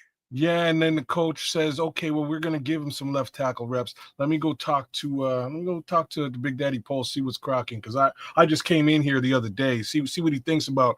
We want to put Darnell on the left. Oh shit, that means we're gonna have to pay Darnell left tackle money if he's any good at it. Are we ready to do pay you think left he has the tackle money? lateral quickness? Does he have a lateral quickness to play left tackle? Do you think, kids? So you're asking a loaded question, and what I mean by that is we know he has lateral quickness on the right side. I just don't know if the bear can dance to the left. Like that's what we all don't know. There you go, dancing bear. Yeah. But that's the question though. Did they look at that? Did they contemplate that? Did they pontificate on that? Did they think about that at all? Well, I'll give you my take on this. I think you got a new coach and new players, new personnel, and you're coming in and you're looking at this whole thing and trying to see where let's just not fuck up something that, don't fix nothing that ain't broke. That's probably your average. That's a great way of looking at it. I mean, that's probably any new coach's default position, right, kids? You don't want to make a problem where there isn't one. And so you would probably default to that mindset and just leave Darnell Wright where he's at. We got some guys we feel pretty good about. Let's give them some opportunities out here and let's start this left tackle competition. But I think hold on, no, man. You keep cutting me off all hold night. on, no, man. Hold on. But the thing is, Darnell Wright, with that logic, if he is your right tackle and you don't want to put him at left for whatever reason, but then you draft a right tackle to put at left. My boy cooking though, isn't he? Because this is exactly what I'm saying. So you go back to the little exercise I just put together, and that head coach who's brand new goes to the GM. He says, "Hey, we want to move this guy over here," and the GM says, "Nah, we don't want to do that because we don't want to pay him. But if it ain't broke, don't fix it." Like Nomad is saying, "Let's go I'll get you one in the draft." Well, then you go and you draft a right tackle. Tripp's original question was, why haven't they done it? And that's what I was trying to explain. I'm trying to go into the mindset of what the coach probably was thinking early. And his process and his mind is probably graduated past that point. I'm sure he's getting a little more comfortable now. He's getting a little bit, now he's starting to have a little bit of uneasiness as far as the group goes. Now you're starting to think about some things outside of the box. Maybe you should have been thinking about beforehand, but because you were new, you just didn't want to screw up anything. And I think that's a smart way to look at it. And so I would just say that's the reason why they didn't. I think they should now. Well, I mean, I don't know because I know it's been the media and the fans are like, well, yeah, Canadian Eagles starting left tackle now, but it's like, all right, if you're gonna make some changes, I don't know, but it would seem just Darnell Wright at left tackle, Joe Tooney, Dahlman, Newman or Jackson, whoever the fuck, and then Ozzie Bear at right tackle, and then you have Canadian Eagle as your swing. That seems like a nice offensive line. Would you believe that I'm again? What Richard said. Richard is right, man. He said so. The coach erred on the side of stability over over possible ability. So stability, he said, let's yeah, that's exactly what I'm saying. He's exactly questioning what you're saying. He's saying, and I'm telling you, that's exactly what it is. I'm with you. So one more time. So Richard Laws. So the coach erred on the side of stability over potential possible ability. You got to say it with the question at the end. And I'm with you. That is what it sounds like to me. And again, the GM then drafted at the same position they don't want to switch, which is just weird. And it puts you in a position where you kind of have to switch somebody. Somebody got to be switched. So is it Darnell? Is it Theo? Is it Ozzy? Is it Ozzy? You know what I mean? Like I don't know who's switching here right now. Theo has switched and he's performing well at the other side. Or do you take the leap and put that top 10 draft pick over there to hold down the left side? Because I think he'll normalize. I think we all think collectively as a fan base that he'll normalize that blind side. I'm not saying he's going to be the greatest left tackle in the league, but I think he can perform fair over there, and I think he can normalize it. You know what, kids? I think this should be, I'm going to say this and be crystal clear about what I'm saying.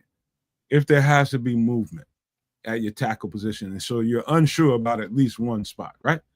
But you got some guys you feel pretty confident about on the other side, right? So if you got one side, you feel like you got at least a couple of guys you feel solid about. You go to your best offensive tackle. And if there needs to be some movement, in my opinion, the logical sense is to take the most talented one you have and let's see it. That's to me, that makes sense to me. You know what I mean? Instead of, it just makes a whole lot of sense. Can't argue with Darnell to the left side, and if it works, it works. If it doesn't, it doesn't. I'm going to tell you, I'm just going to always lean into what I saw. I saw a very good left tackle when he was at Tennessee. Well, I tell you this, I saw a very good right tackle in the form of Ozzy Bear. You know, so we do have that to look forward to going forward, because all I've seen is Ozzy Trufillo's a bust. You know, Ozzy's a bust. Ozzy is like the dude ain't even played yet. What the hell y'all talking about? And then he gets on the field and he's like, no, Max, bad Max, stop Max, go take a nap, Max. So, and then it's like, oh, well, I guess he's not a bust. It's like, well, no shit. I'm gonna give the good minister some shine here, man, because he may be just talking all kinds of sense, but it just has to be said. So he says it's like when Georgetown moved Alonzo from 5 to 4. He was never the same player again. Yeah, he was effective, but nowhere near the same. Sometimes you just you gotta leave well enough alone. Was that Alonzo Spellman? I believe so. Who is he? Who's Minister Charles? No, I think it's Alonzo Mourning. In the comment. Mourning, Alonzo Mourning. Alonzo Mourning. Say what now? Who's Minister Charles talking about? Ignored the comment. I saw that right after that. It might have been that. Anybody? It's Minister. Oh no, Charles. He said he knew you were going to ignore his comment. Minister Charles, let me explain something to you. What are you talking about, George? I don't know what the hell you talking about. Let me just tell him.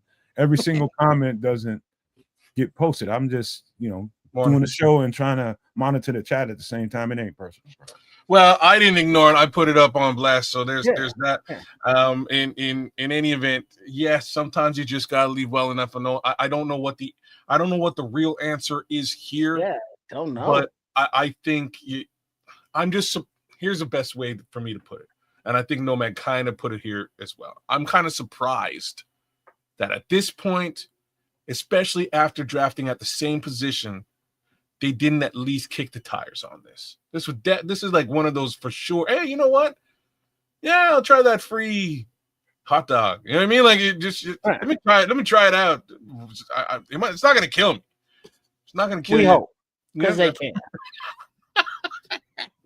They will. So, okay, maybe it might kill you, but like it definitely is worth some level of a shot to see what he looks like. I'm not saying necessarily in a game, Minister Charles. I think he should get some reps and give them the opportunity to see what he looks like before they throw him in a game. If they're confident and they want to throw him in a game at that position, and he's confident with what he can do, then by all means, let's do it. Because we just want to protect Gizmo going forward. Yeah, and man. We want to be able to open holes.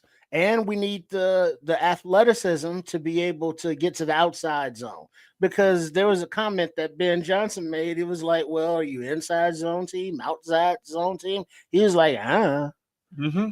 You know what I mean? So it's like, oh, that's where we still at. Okay. I know this, man. As fans, we are all fans. Even though we're podcasters, we're still fans just like you all are. And really, it ain't to me. It ain't about who's right, who's wrong. If that's irrelevant to me. What Trips just said at the very end of his comments right there about trying to get the best protection is, to me, the most important thing. I don't give a fuck about what I personally think about any of this shit.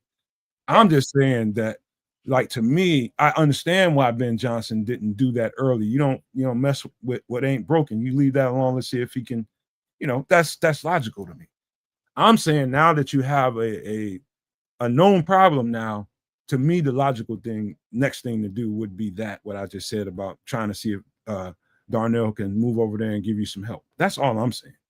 That's, to me, logical. Well, like I say, yeah, no, you're Minister Charles, you and Levante as well. I'll give you guys both some love. I hear what you're saying. Maybe you just leave it and work with, make do with what you got, as a certain Mr. Huxtable used to say. You know what I mean? Like that might be the best route of passage for all of this. I honestly don't know what it is, but I do have to say, Nomad opened this up the right way, and I think, yes, they did err in not giving him some snaps in the preseason just to see what this might look like if he was on the other side. I think there was a little bit of a faux pas there. That's the next conversation here, Mr. Long here, and that is the running back room. And there's a lot of talk going on, and kids got to get a network a little bit of props here, man. We've been saying it for months. That running back room is incomplete. We knew it going into the season, and not to totally throw blame on this running back room. Okay. Not at all. The run blocking is way below where it should be, given what we just spent in the interior of this offensive line. It's way below where it should be. It's just so many, and I attribute some of that to the continuity of the offensive line. They just haven't had enough snaps together. I do think they can get better. Let me just say that first.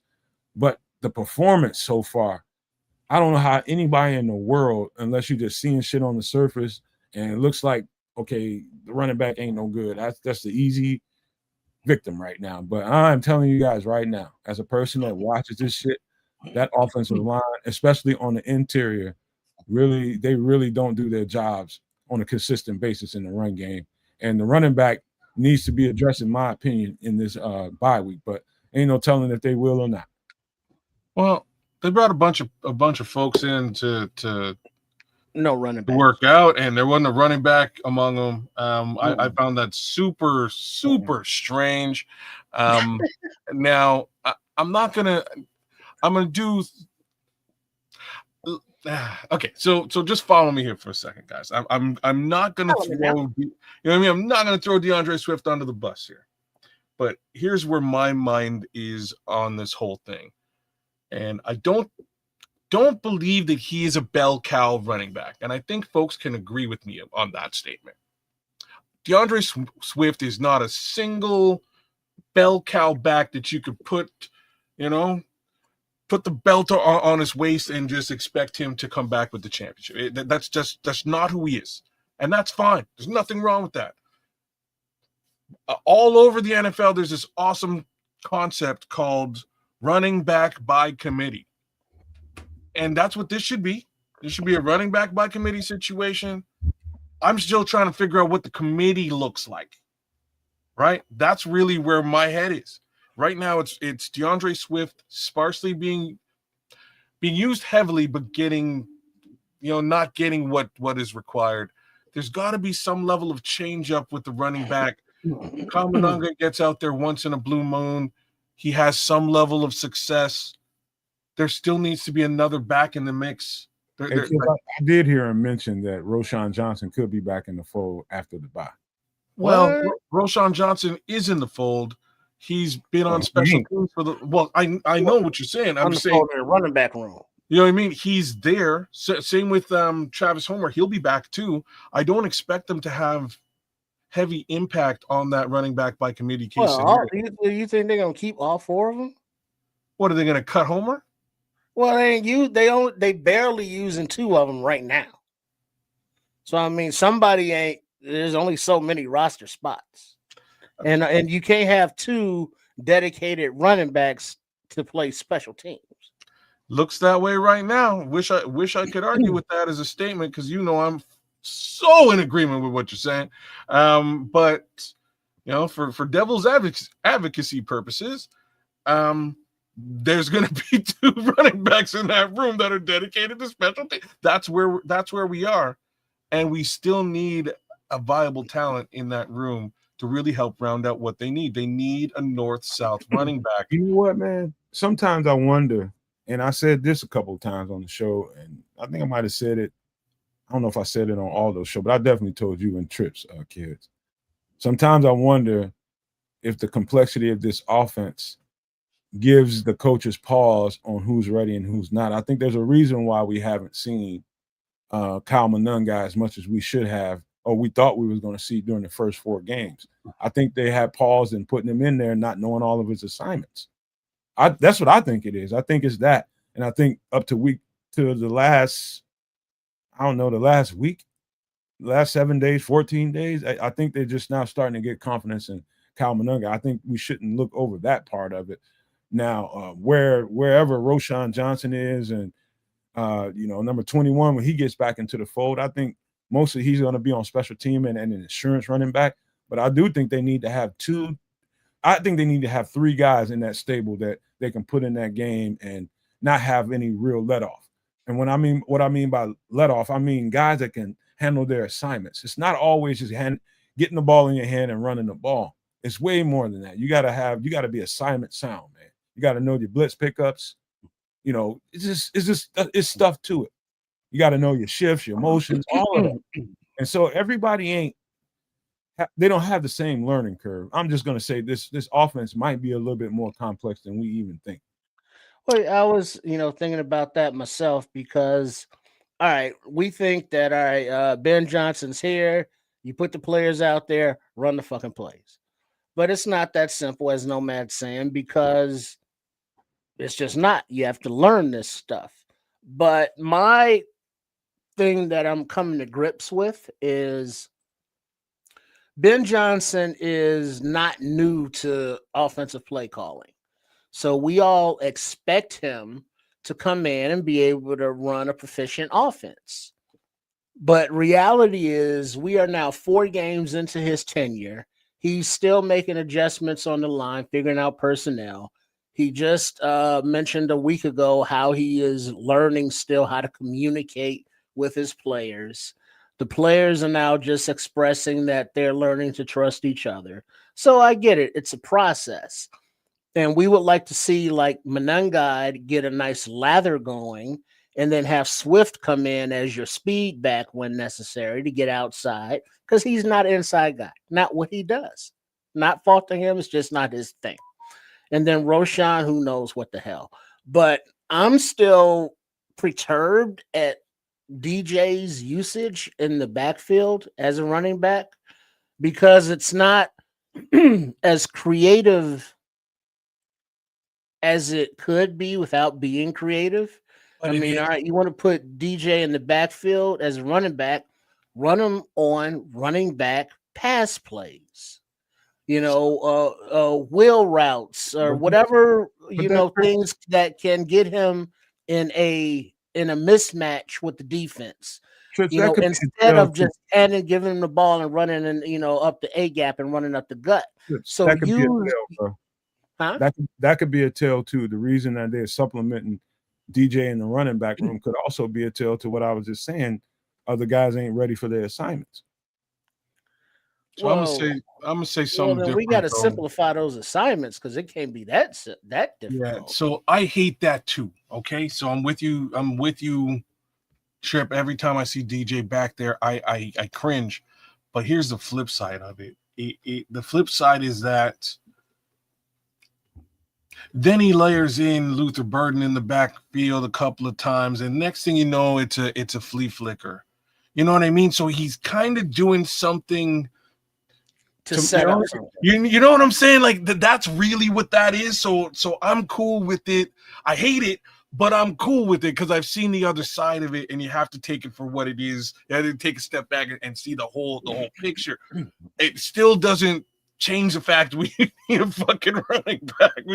There's got to be another, some of the folks in the chat are asking, like, who's out there? The guys that I would look at would start with, if you want to spend some capital, it would be Alvin Kamara. There'd be a decent amount of capital in required in bringing him over. He's got a very large contract. Well, not even that. How about they say Caleb Johnson's falling out of favor, or like Nomad is always touting those Seattle Seahawks running backs and those guys, and ATN and Martinez and these young guys. I mean, just somebody. Y'all just slid right on into the next conversation, and that is some of the options out here, maybe in wait before we slide too deep. Hello, this is Chef Trips. Please join us on the last Wednesday of every month on the Nomad Network for the show Some Extra Sauce for my live cooking segment, MFR in the Kitchen, where we make inexpensive but tasty foods that will be beautiful.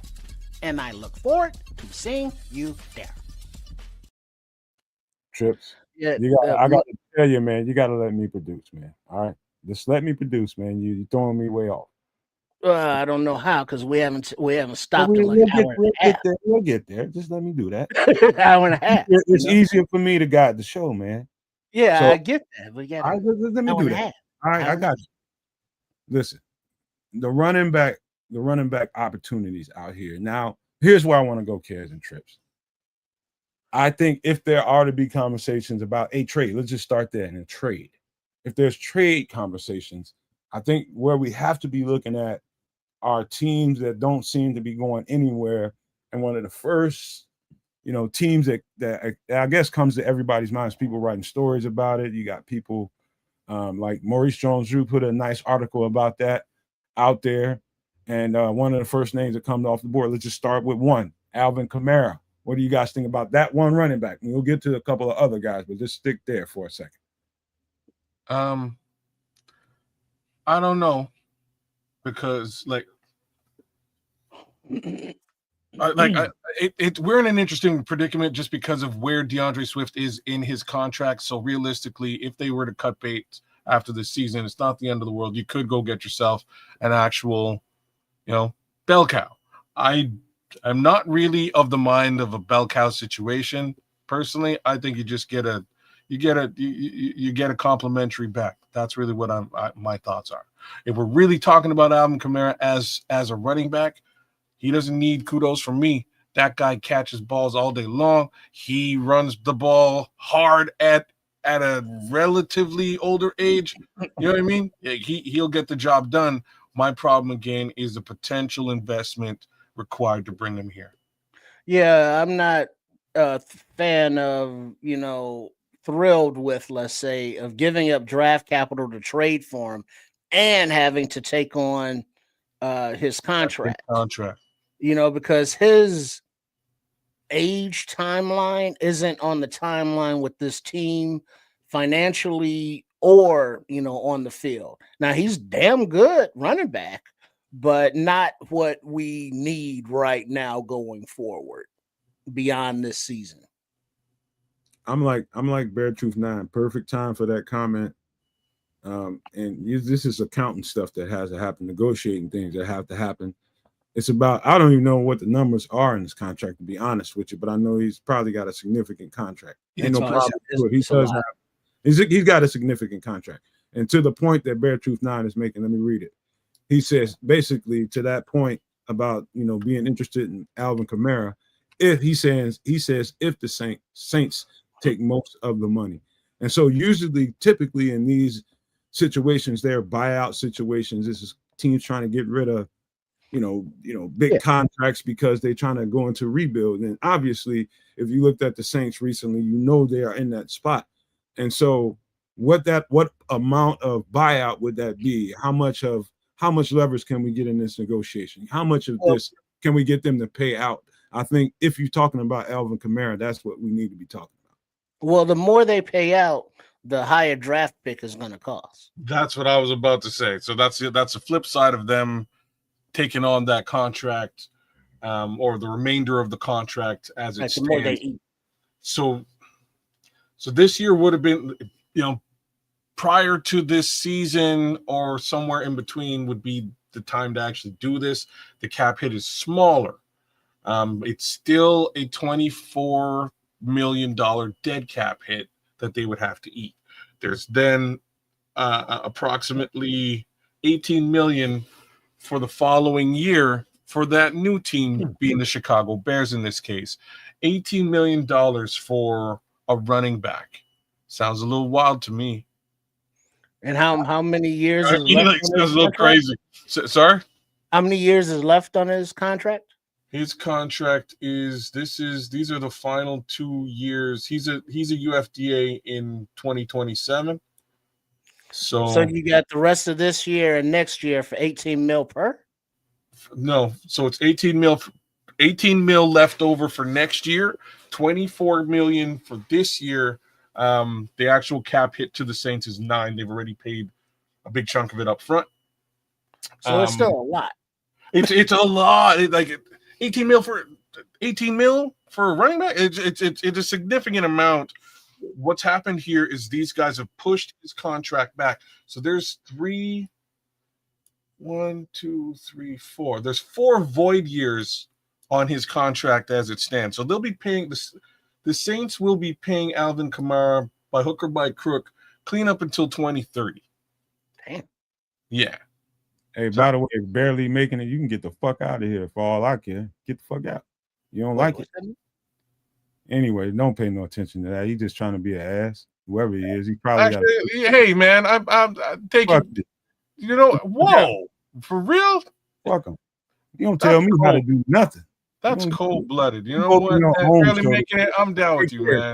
Don't do that. Let me. Why wouldn't I do that? Did you hear what he's saying? Let me do this, man. Let me do this. Keep the show going. Being an asshole. He's just saying. I'm not behind nobody telling me. You're being an asshole. And sometimes you are. I'm not gonna. You an asshole too. So we all assholes. Everybody keeps telling me that. Sometimes you're an asshole as well. All right, there you go. Barely making it. I got your back, Doc. I got your back. You can still get the fuck out, though. But anyway. Let's go to now. Okay, now think about the Alvin Kamara situation. So earlier, Jay Grizz said that this is something that we ought to actually be thinking about, and I was talking about on Aldo's show last night. Now, if the Bears came out of this bye and went 3 out of 4, and this conversation came back up, are we still apprehensive about making a move for Alvin Kamara if we're a potential playoff team? Are we apprehensive about the money then at that point? Yes. Well, if they win in 3 out of 4, why we need them? Well, we probably let's be real. We probably still will. It's not like the run game's just magic. I mean, but it's like what was the impetus to win that 3 out of 4? And even if that happens, is like, all right, now this is a Super Bowl team, and Alvin Kamara is the key that unlocks that. That has to be the scenario. It can't be just, the offense was, they won the game, but Kamara wouldn't make that much of a difference. Look at what Crimson is saying. I mean, that's what it comes down to. Does Kamara make us a playoff team? Does he push us over the top is what he's trying to say. That's my point here. I don't think he does. No. I also would not want to jeopardize our ability to go in. Like I keep saying this. Some of y'all hate me for saying it, but I'll say it all the way through until the end of the season. I don't think this is our Super Bowl year. I just don't. I think next year is. And if paying 18 mil or 14 of the 26, as Levante is saying here, to Alvin Kamara for a 1-year situation, gets us to the Super Bowl and we win, awesome.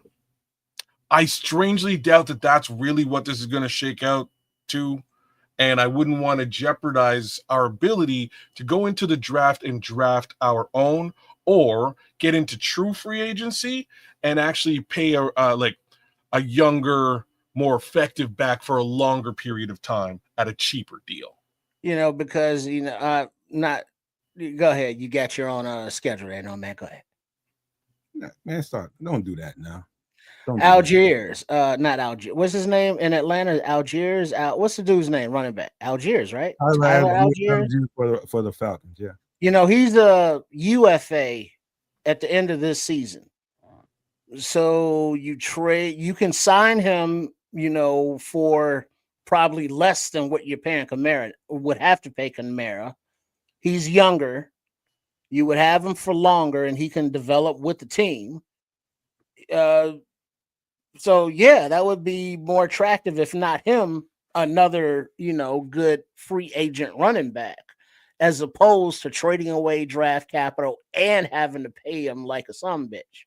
So it was like, yeah, no. Now you're talking, I'm much more interested in this conversation, right? Like, as much as I think Alvin Kamara is a known commodity, if you will, like we know what he is and what he'll bring to the table. We just don't know how long that's going to last. What we have right now is we've got a young team that's growing into contention, right? Like that's what I believe this team is. And if we're looking for a running back, we kind of need a young back that's going to be around for a little while. Matter of fact, I think we need 3 young running backs that will be around for a little while. Well, I think they're counting Britton Brown as one of those, but yeah. Why? They keep bringing him up. They won't even put him on the field. Well, I know, but they keep outing him.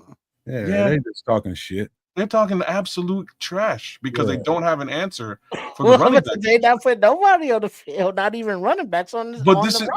They are opting not to put Roshan Johnson. Like, it's like, we know he's healthy, he's here. Well, but that's the thing, though. They're not doing anything, not anything of note. They're not doing anything with the running back room, whereas we know that there's movement because we see trades going on around the league all the time with running backs. Philly is constantly churning in running backs, and other teams where it's like, well, damn, they got a 1-2 and a nice third backup. Why are they bringing all these other running backs in? Because there's churning at the position. I don't know, but Ryan Poles has not brought not one running back in. There's not traded for one, even, go that far, for a young one, but just sign one or like Keds was saying, workouts. They're publicized who's brought in for the team workouts, and there's not running backs on this list. These lists, plural. It's just perplexing. I can talk for the next 30 minutes about the running backs, man, because I do think there's some opportunities out there.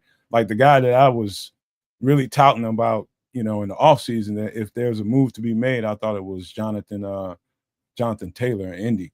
But Indy got off to, I think, a 2-0 start, maybe a 3-0 start. I'm not sure. They just lost a game recently. Now, if that situation keeps going south, if they start going on a losing skid, that could be, I don't know, in conversation again. I don't know, man. Listen, I don't know, but I'm just saying, there's some opportunities out there. You got a few other guys that we ain't even mentioned yet. But let's get to this conversation. Edge rushers in this marketplace, where we are right now. Do you think we should make a move at this point, kids, to move on some edge rusher, whether it be it's got to be a trade, because there's really no significant edge rushers out there on the market at this point. Make a move now or wait to the trade deadline? There's probably only one edge rusher, like one team that I would have a conversation with about this. I doubt they would do anything. Who? Giants. Okay. Wow. All right. You like read my brain. So I would have a conversation with the Giants with respect to any one of those edge rushers they've got. Maybe they don't want to pay Brian Burns anymore because the young guys are stepping up. Maybe Kayvon Thibodeau's just out of favor, and they're willing to do something there. That's That's the only thing that I would do. And the reason I'm saying that is this. It goes back to burgers and sliders. They just brought in, I think, like 6 edge rushers and a guard. Notice they signed the guard. It's just kind of funny to me, right? They're like, oh yeah, we'll sign you up. They brought six edge rushers in, and unfortunately, none of them really do. They're not the caliber of what they're trying to put on the field. And I get it. We keep trying to, Band-Aid fix this problem. All I can say is I'm praying it's Austin. I'm praying Austin Booker is the actual fix. Now, once he's healthy, praying. Because if he ain't the fix, they're actually going to have to go and put some level of resource into this position. And they put way too much resources into this line already. It's becoming a bit of an issue. So I don't suspect that they should go and find a middling edge rusher and hope that maybe he can get to the path. Like he can get to the quarterback. Hope is not a plan. Would you care if I jump ahead of you on this one? Okay. If you mind. If you want to go ahead. I'll wait. No. I'm talking about trips.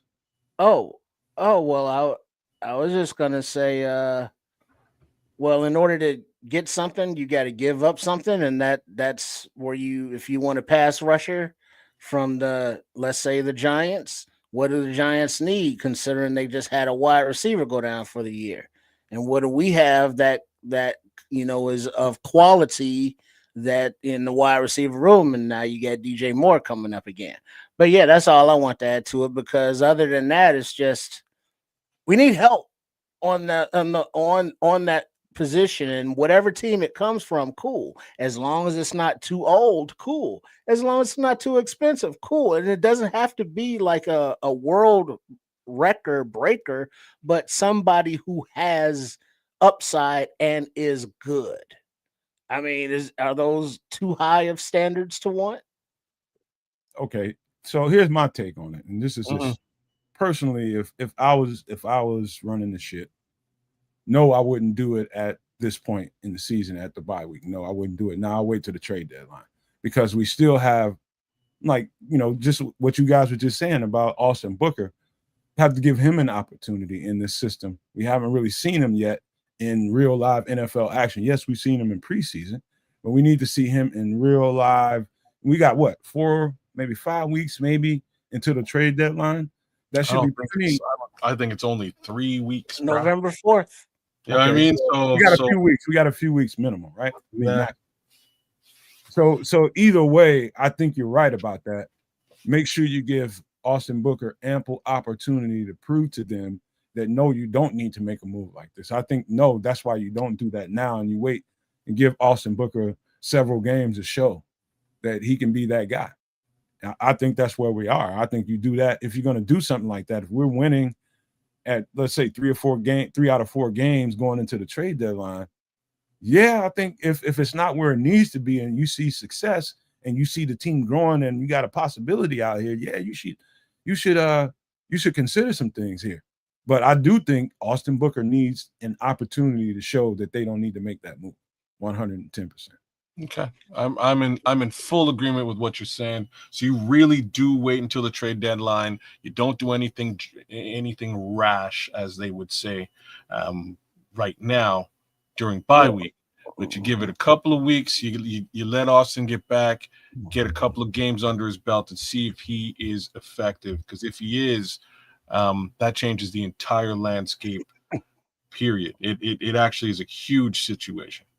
Well, the Nomad kids, just hypothetically sticking with the Giants, Thibodeau or Brian Burns, who do you think they would give up, and who do you think would look better with Dennis Allen, under Dennis Allen? That's loaded as shit.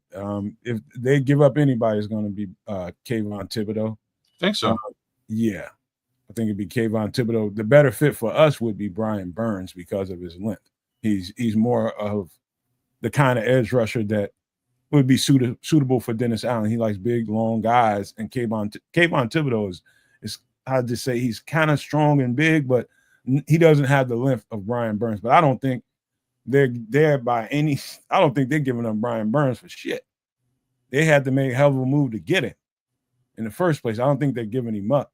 Now, is it impossible that they can somebody can make a play for Brian Burns? It's everything is possible, but we probably have to give up way too much for Brian Burns as opposed to Kayvon Thibodeau. I think that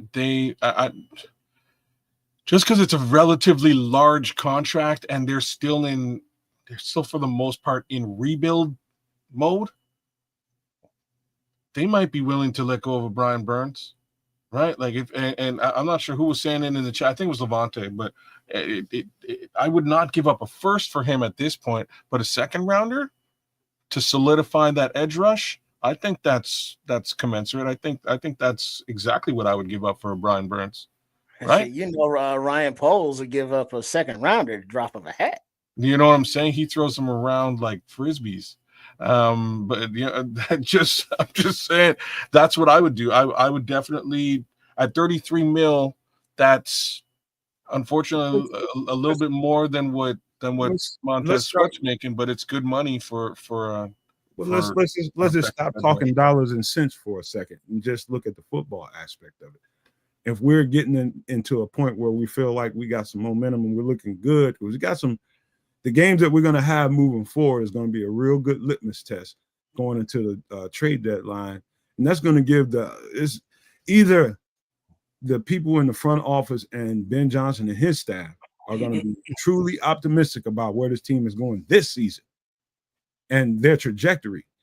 Do they feel like they need an impact player to push them over the top and have a hell of a season and maybe push for something serious here? I think that's the question. Outside of the numbers, do they think they need to make a move for an impact player? We'll find out. I think you're hitting the nail on the head sort of differently, though. I don't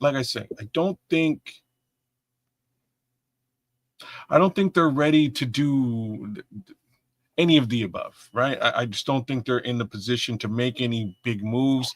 I think they're in a mode where they kind of need to feel out and test out what they actually have first before they look towards making any kind of moves. And that also speaks to the running back position. All of these things are fully in flux once the season rolls over. So, if it ain't working out with DeAndre, that's cool. We can move on and cut ties and find another guy if that's what we need to do. If it's really a left tackle issue, same thing. We can go and find another left tackle. If they need to do that, they can also draft one. The sky's the limit with what they can do at both of those positions, as well as the edge rush. So as long as they understand that those three priority positions are priority, and this is like the most important thing that's been said here today. If they understand that those three positions are priority, we're in a good place. Somehow we've gone through the last 5 seasons with the same three positions. I just want to ask you guys a question, not just you two guys. I want to ask the No Maniacs and Super No Maniacs the same thing. I just wonder, is it some of the residue of not being successful and not having winning teams that makes us all skeptical and a little bit tight as when it comes to conversations like this? Like what we're talking about is a winning kind of decision. Like if you're winning and you feel good about where you're going, we ain't there yet. We only at game 4 and we got a couple of wins under our belts. But if they keep stacking wins like that, and we get to a point where there has to be a decision made about an impact player to put us over the top, I just don't understand. I understand now. Don't get me wrong. I understand why people are trepid about a lot of it. And this is because of the losing. And we consistently kind of gotten used to the losing, and you don't see optimism. I'm just saying I'm going to ask you all, are we a little bit tight as podcasters, as fans, as, we're trying to come up with reasons why we should or shouldn't do something. I don't want to get tight because of the losing. I put everything in the past. I flush everything after the year. And I think we're winning and it feels good and it feels like you're going somewhere. You strike a fucking pose when it comes to the trade deadline and see what you can do. That's what I believe. Yeah, you're a little bit unicorn, sunshine, and rainbows, and that is a great way to be for regular life as well as for football.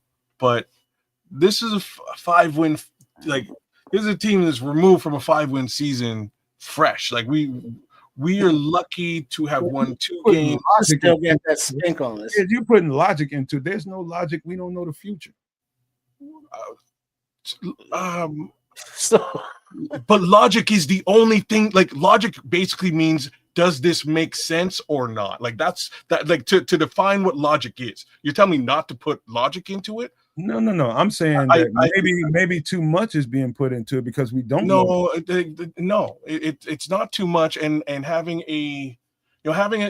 having a 7 or 8 win season, or even a 10 or 12 win season this year, is astronomical. Like that's huge. And then we can be optimistic, sir. You know what I mean? That's when we can start to say, all right, this team has done X, Y, and Z. They've improved from a 5-win season. Now we can start to load up in the areas of need, right? You don't just, not that you don't. I would suggest that you didn't. You know what I mean? I would suggest that you didn't go ham and just start. And that's why neither one of us have jobs there, man. It's just I these got a guys are job. gonna have to. I'm talking about there. I'm talking about in Halisaw. Maybe I didn't say that the right way. Oh, okay. I'm sorry. well, I mean, but that was Ian Cunningham was Ryan Poles' better angels many times. When Calm Ryan down. Poles wanted to be like, yeah, let's go in and trade up and give up this, that, and the other for X do player. that. And okay, and Ian Cunningham was like, yo, chill, my boy. You know what I mean? Let it come to you. Chill. We don't want to mortgage the future, for this one player to go all in right now. It's like And that. we still What's that? Right. So, Colors. Remember the movie Colors? I am a nightmare walking, psychopath talking. So there's a saying in Colors, and I'm gonna butcher it, but it's about a bull. You walk It's like down. Yeah. You know what I'm talking about? So like, Daddy Bull says to the younger bull, or the younger bull says to the daddy bull, and it's like, Dad, let's go down there and bang one of these bulls. That's pardon my vulgarness here. And the daddy looks at him and goes, nah, son, let's walk down the hill and bang them all. That's what we're talking about. That's the difference of what I'm talking about. If we go and we and we spend big money on a nice shiny edge rusher, and it hampers our ability to get the left tackle, get the running back, and get whatever holes filled, potentially safety and or corner in 2026, that makes it much harder for us to get to the end result being a Super Bowl. Yeah. That's what I'm saying, right? And all I'm trying to say to you all is, I'm just not one of those. I just know in a season, you got everything is new in Chicago. Everything, the offense, defense is new. You got new coordinators on both sides of the ball. And all I know is you just don't know what you're going to get in a few weeks from now. We're talking about 3, 4, 5 weeks from this point right now, we're talking, you just don't know what you're going to get. You might have a team that's really excelling and really, really coming into their own and starting to hit a stride. And when the coaches see that, not only do the coaches see it, the people in the front office see it. And now you're starting to think about a whole other conversation that you're not having at this point. Ain't nobody in Chicago trying to have that conversation. Hold on.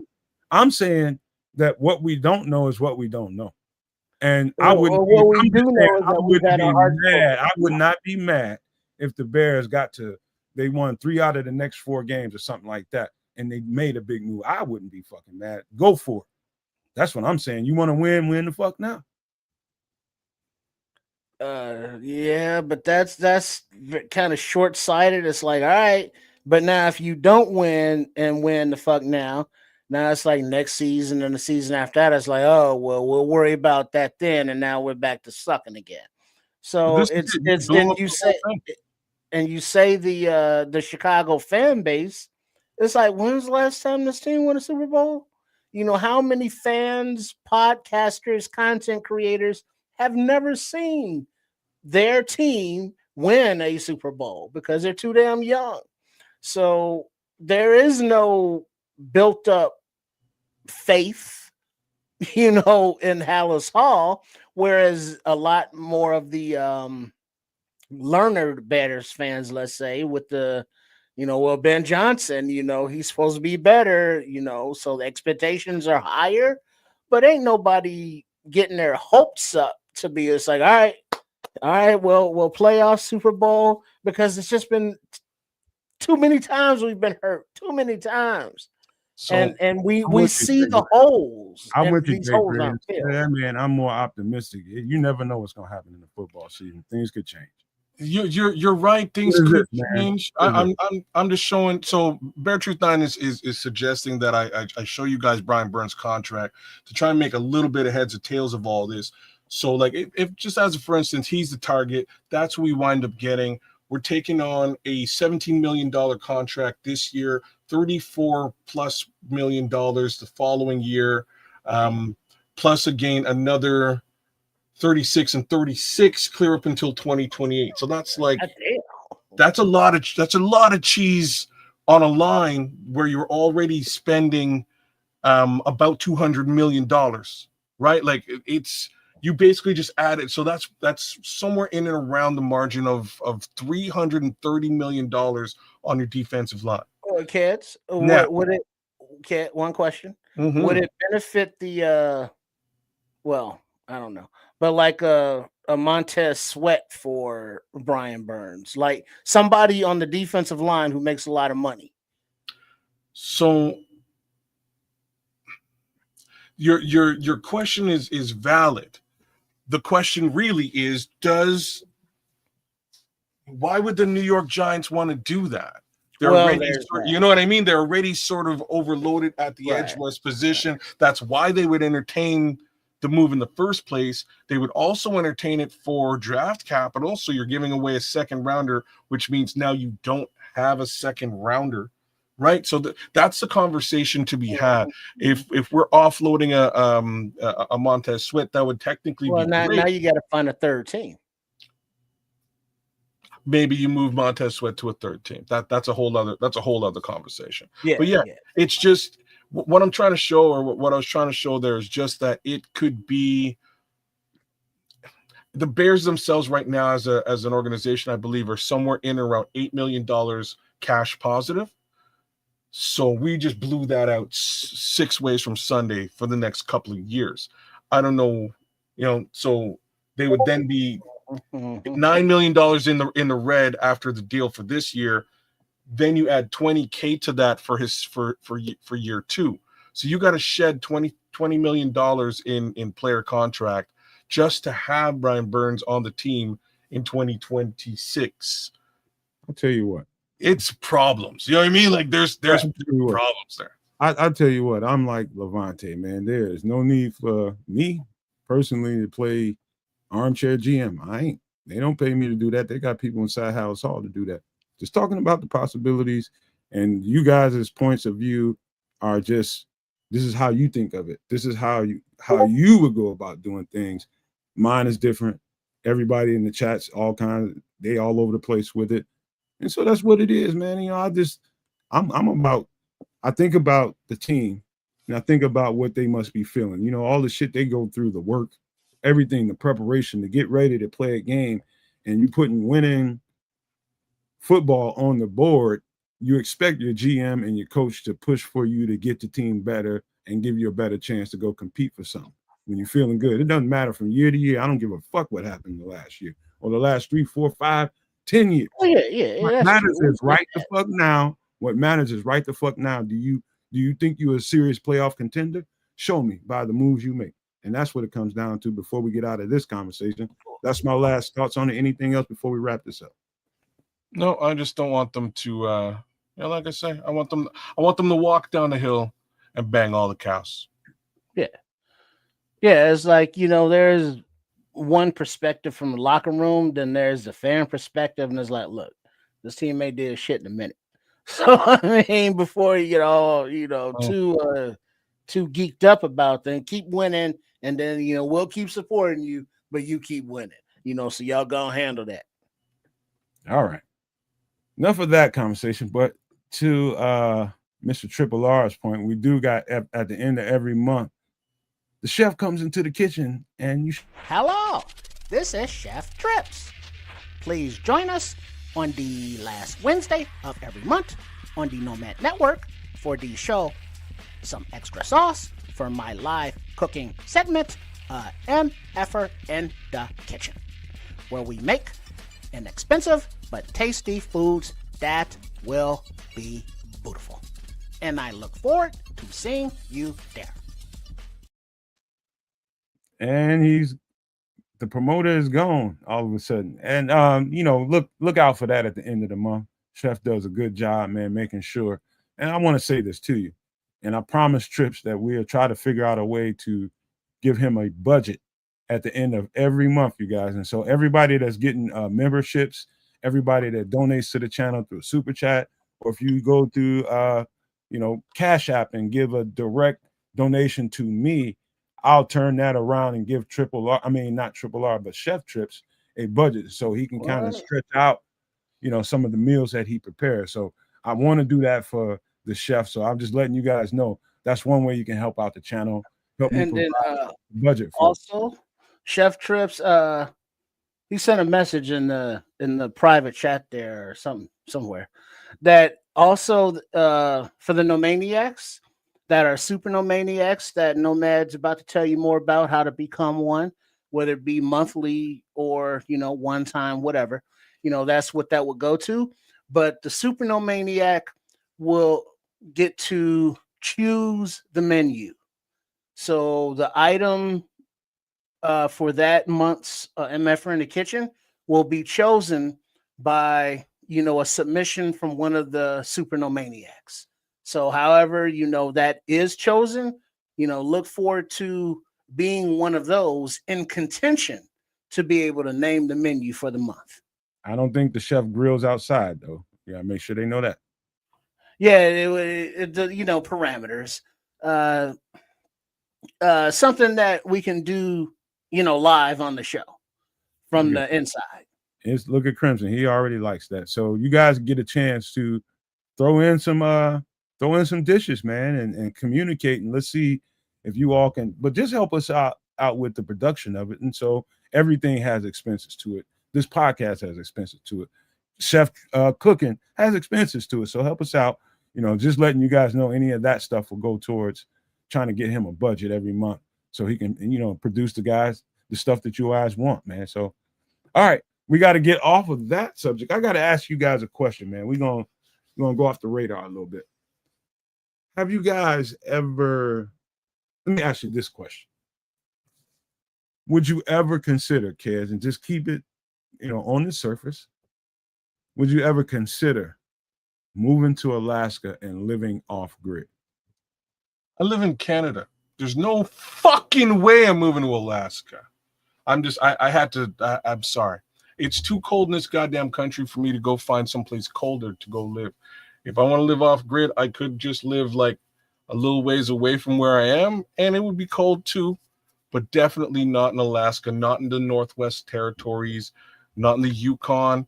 No, what I would like to do is I would like to move to Jamaica or you know what I mean? Trinidad, and I'll live off grid, I'll live in the mountains and the hills and grow myself plants. All right. Trip, what about you? It's too damn cold. Yeah, I'm too old for that bullshit. Now, I would live off grid in a converted 4x4 Ambo. I would make my living quarters and all that. That is, man. What's that? You said a 4x4 what? Ambulance. Ambulance. Oh, converted?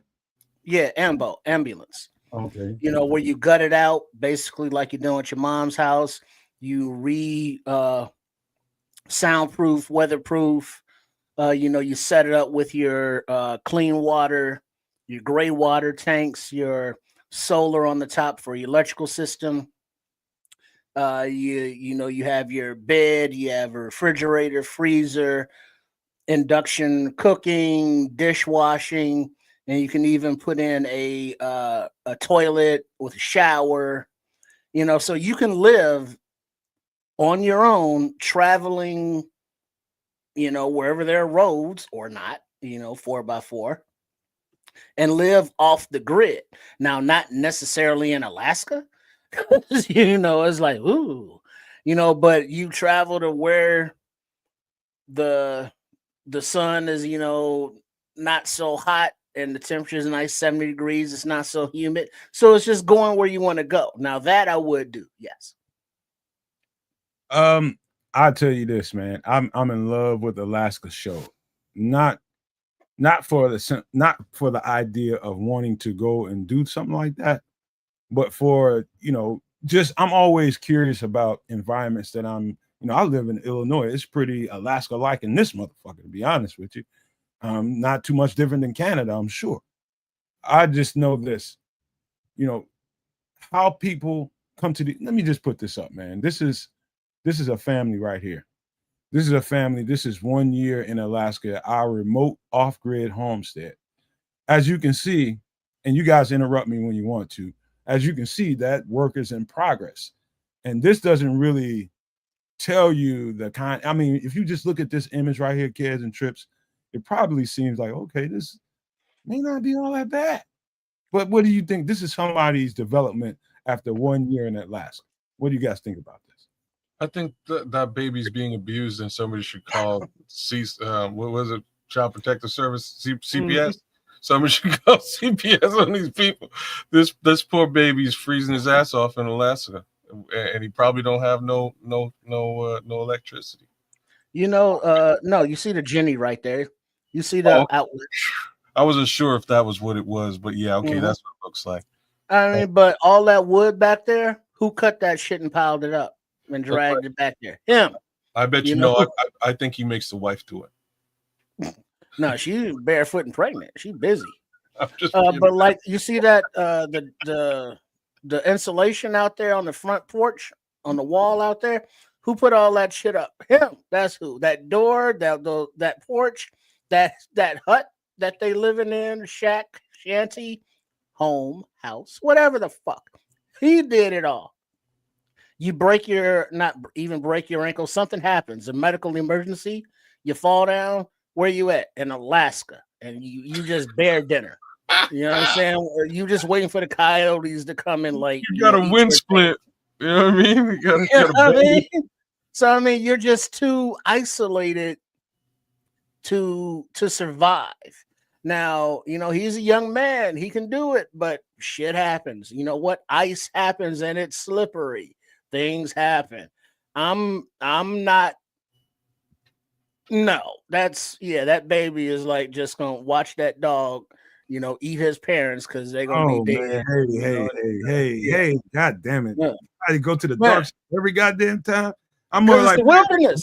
You know what lives out there? Things that have to speak everything that comes to your goddamn head. Goddamn. Well, all right, Bear Truth Don says more hard work involved than what this picture kind of says. Yeah, that's only in the picture. Mm-hmm. Man. And actual bears. I know we're a bear, you know what I mean? Like, we're bears podcast, but there's like the real grizzly bears that'll eat your lunch. Yeah, so. This picture is not. This is probably the brightest way they could have projected their Alaska life to the world. This is probably the brightest. But what's going on behind the scenes when that fucking hammock ain't there? They have to go do real shit, like go get food, go get groceries. You know why? Because this is how you. This is your car. This is your motherfucking car. You think they got a Walmart in Alaska? The snow machine out in the village. Ain't no groceries, Doc. This is your fucking car in Alaska, bro. If they're going for groceries, they're driving those ski-doos for like 6-7 hours to go and get it and come back. Like it's a serious trip for them to do it. You're probably in a better mode if you're actually hunting, skinning, and cooking and or fishing in these situations. Like that's good groceries right there. Other than that, It's a problem, man. Like I would not want to look. The element of the cold ruins this entire idea for me. You know what I mean? Like I would love to live off grid. I'll be honest with you. I would love to live off grid. There's definite ways that I would do it. But once you involve this level of cold, snow, freezing to bloody death, it's not cool anymore. I'm out. You know what I You mean? know what? You know what you can't see in this graphic, and this is a cold Frozen hard. nuts. This is a hardcore Alaskan cabin, Mhm. and what you can't see is some of the scenes within the wood buildup in this thing, and you know that hawk coming inside here, and the work you're gonna have to do without modern equipment to make sure that you get this thing in. So I've seen stories where like you can make orders to get anything, right? If you can get to the internet and you can get to Amazon, you can make some stuff happen. Now you got to figure out if you can get somebody to ship this stuff out to you. They've got this thing called a bush plane.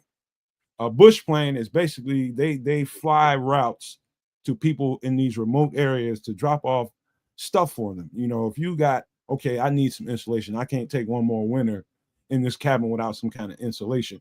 You got to get somebody to get that out to you. You got to get every screw, everything that you need needs to be flown and dropped off in a spot out here. To be quite honest with you, I think this is insane unless you have to do this. To be quite honest with you, I think it's cool that people go out and do it, but I wonder what the fuck they're really thinking.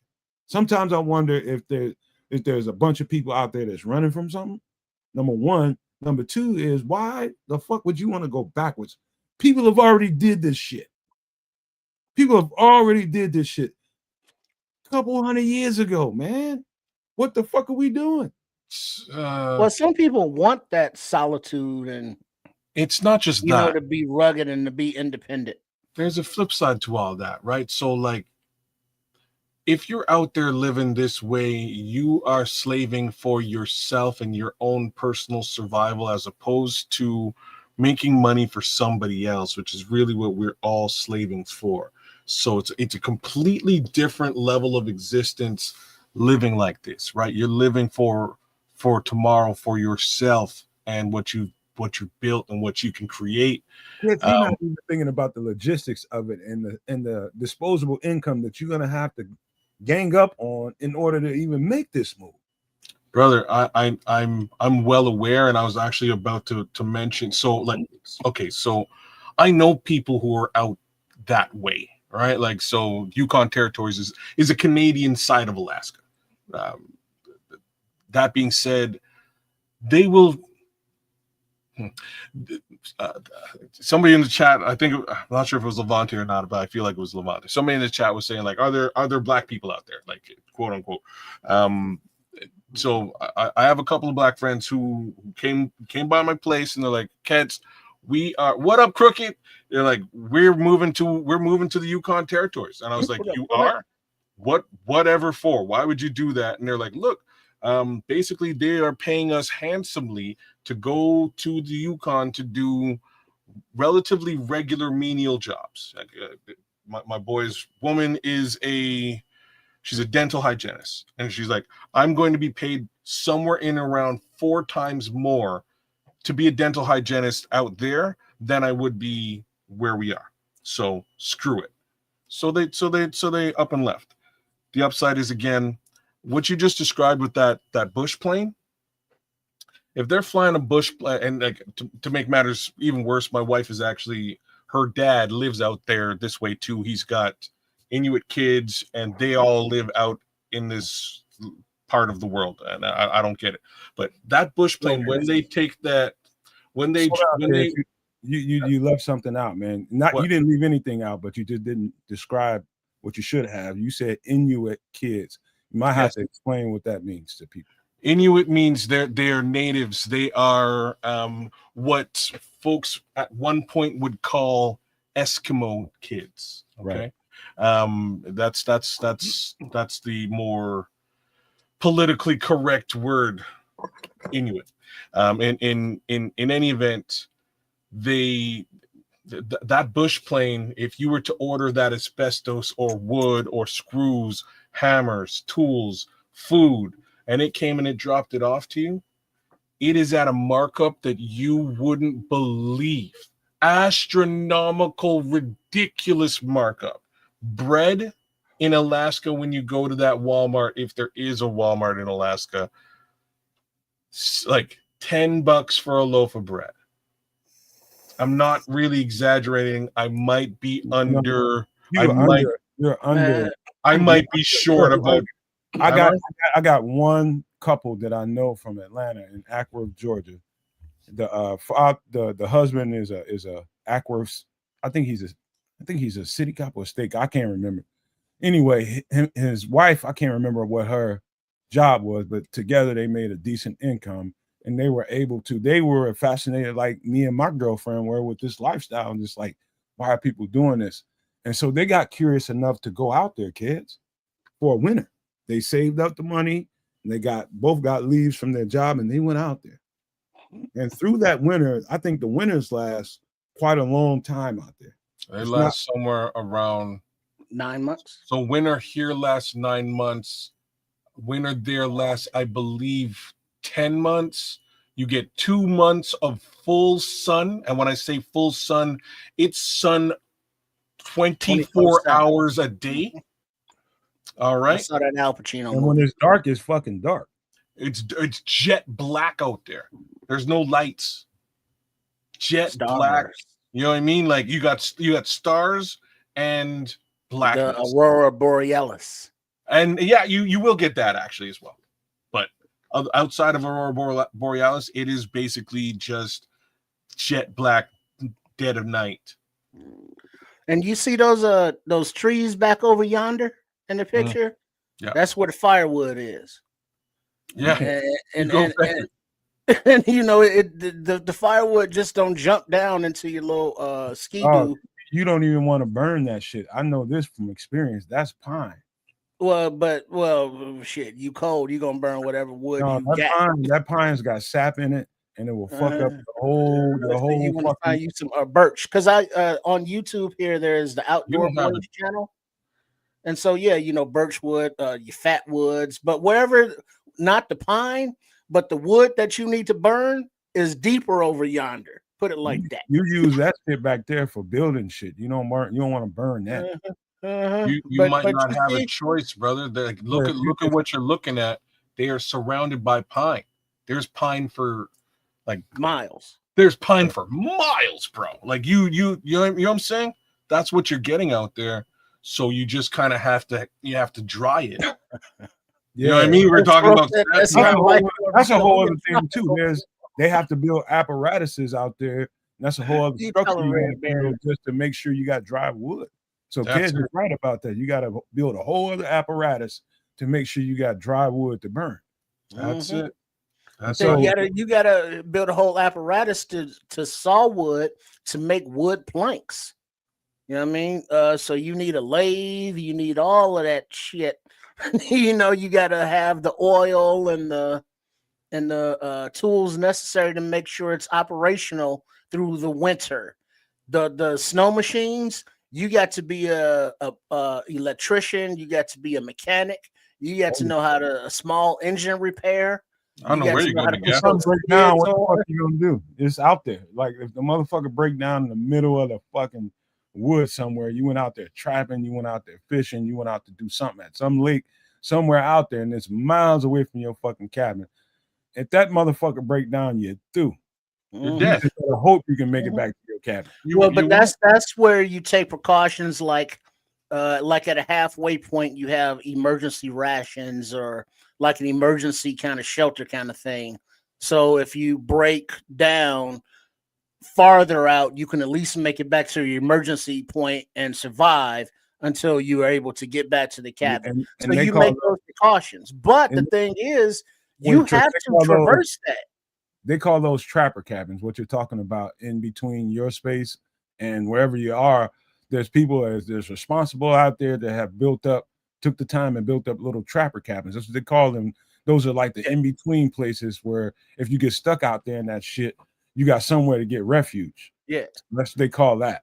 But Yeah, obviously, it's like free forest Airbnbs. that is to prevent bears from eating you. Just think about what you described, right? So you described you're out there hunting and trapping. You got your whatever Your catch. you thank you. You got your catch, and now you're on your way back, and your skidoo breaks down, brother. Fox, well, wolf, bear will find you and eat you because they're smelling that catch. That's what's gonna happen. So Well, those but now little remember out there. hold on, because you guys jumping on me. Now, this is clearly, you can look at the picture and see multiple people here. This is clearly a multiple person situation, right? Mhm. There are situations like this guy right here where people have literally, Oh, yeah, there's some outdoor boys. Yeah. there are people that have stopped doing whatever the fuck they do in life and taken off on us, man. And they have gone out there. If you're a single person and you want this adventure of a lifetime, you've been dreaming about it your whole life, and this is an experience you want to get off your bucket list, there are people like this man right here on this picture that will go and do this shit right here and Luke. live out there. You know, this is in the good weather time of the year. There ain't nothing going on right now, but basically him going in and trying to avoid mosquitoes out there in all them goddamn Yeah. woods. Yeah. Well, he don't technically live out there. Oh, he live Yeah. out there, motherfucker. No, he don't. He crazy. I can look at him. No, he crazy, but here's the thing about Luke. I watch his channel, the Outdoor Boys, and Luke, he was a lawyer, and he's from Alaska because he's had his family on the channel before, and so you get introduced to his entire life.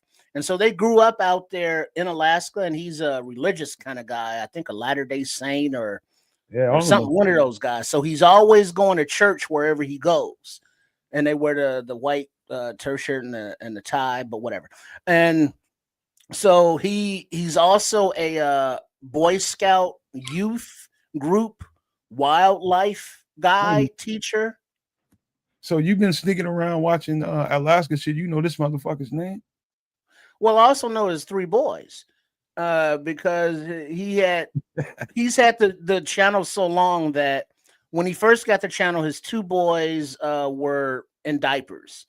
And then now the third kid is like 6 or something.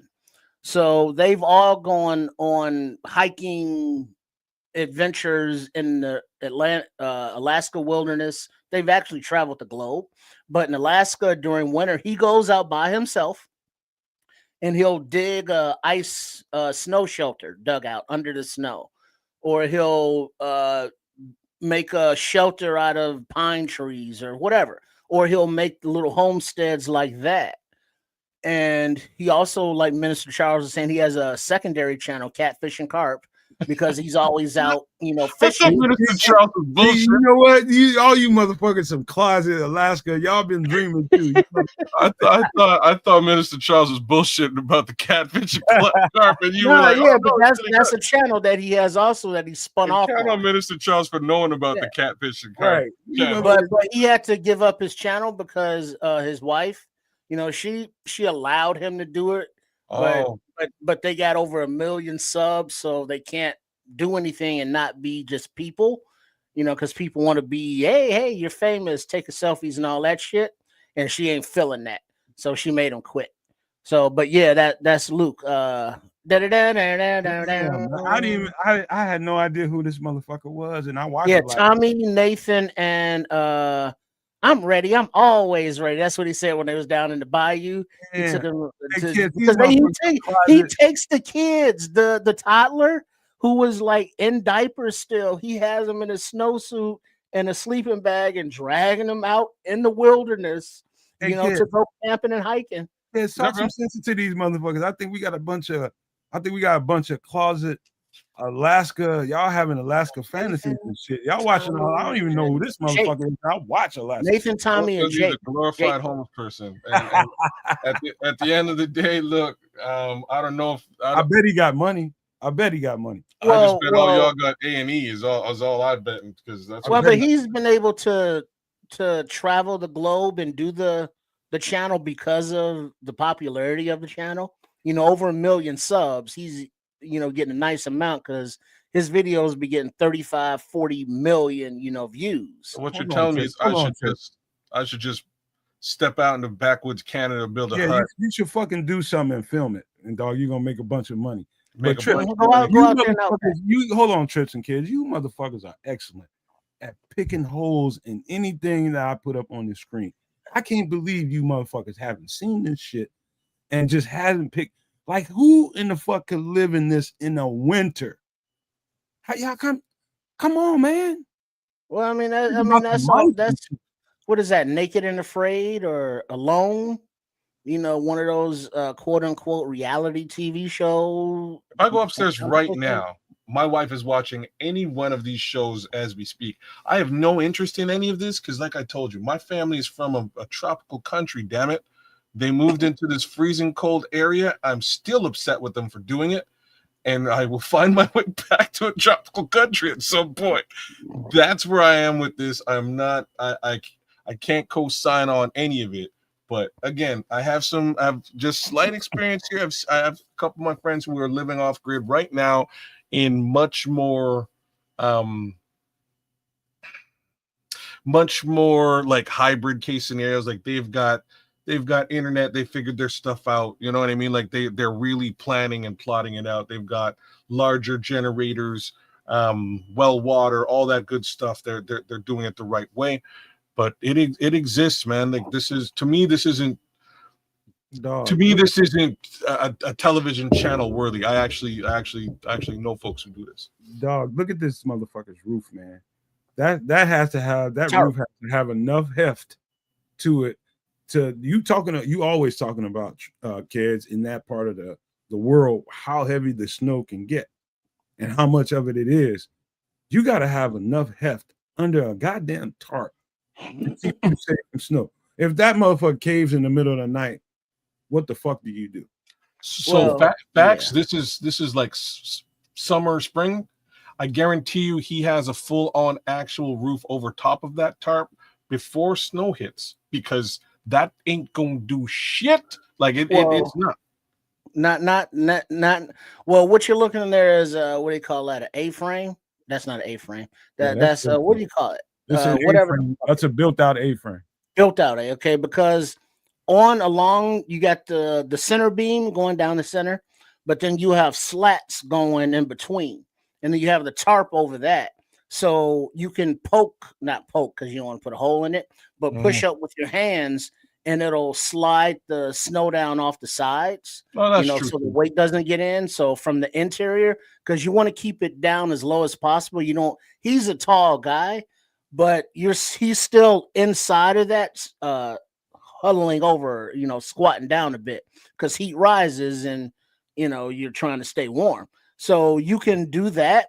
But then also the design of some of the snow caves or snow barriers or structures in the snow built with blocks of snow that he cuts out with a little saw. And then he builds them up kind of like an igloo, but then also using some of the wood from whatever in the area, if available. If not, just straight he slices it out, big ass chunks of snow, frozen in ice, and he stacks it up. You still ain't seen it. You still missing the keyest part of the whole thing. Do you see a stovepipe coming out that motherfucker? Well, no, but there's one on the back. It's right above ID. You see where it says grid? No, there's no. That's the top of the pipe. You're right. My bad. Okay, I do see the stovepipe now. You're right. Yeah. He got that going on. So he's got fire going on in there. Yeah, that's the first thing you design into your that y'all haven't noticed, man. There's two other things that you haven't noticed. And I know shit in the woods like a bear. Yeah, there's two things, man. Number one, where the firewood right there. You going to the bathroom, man? Pick a tree. Number one. Well, you're gonna be real mad when you find out he ain't using baby wipes. You can live out there just fine, won't you? But he's just picking up leaves. Here's the other thing ain't nobody thinking about.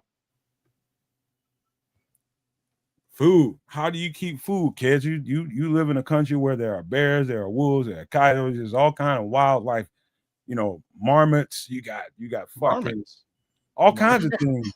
all kinds of things, little things that can crawl and get into the shit. All Well, kinds. that And so well, this is here's how you do that. hold The on, first one. hold on. Let me describe Oh, what I'm showing yeah, you. no food. How do you This protect is it? a Yeah. food cache. This is what they call a food cache in Alaska. And so what you're looking at, go ahead, describe what you're looking at, Trips. You want to Well, what you're looking at is it's above up so high because of the natural predators and the snow.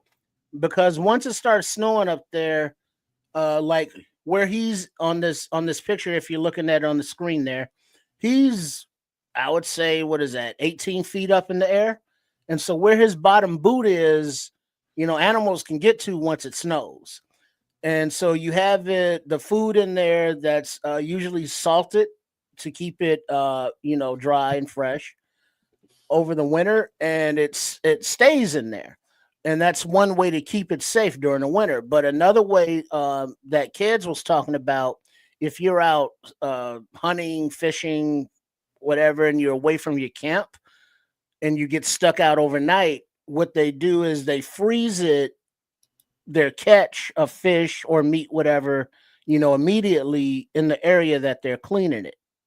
So when they're traveling with it, it's frozen and they're burying it under the snow. So the predators and animals aren't gonna, be on it like that.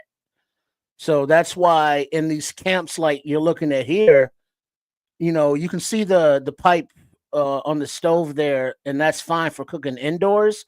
But if he was outdoors, he's not cooking and cleaning his food where he's sleeping because of the predators. Because they got nostrils, they can smell it cooking too. They want some, well, whether it's raw, even if it's raw, that's why you got it in the cache. So yeah.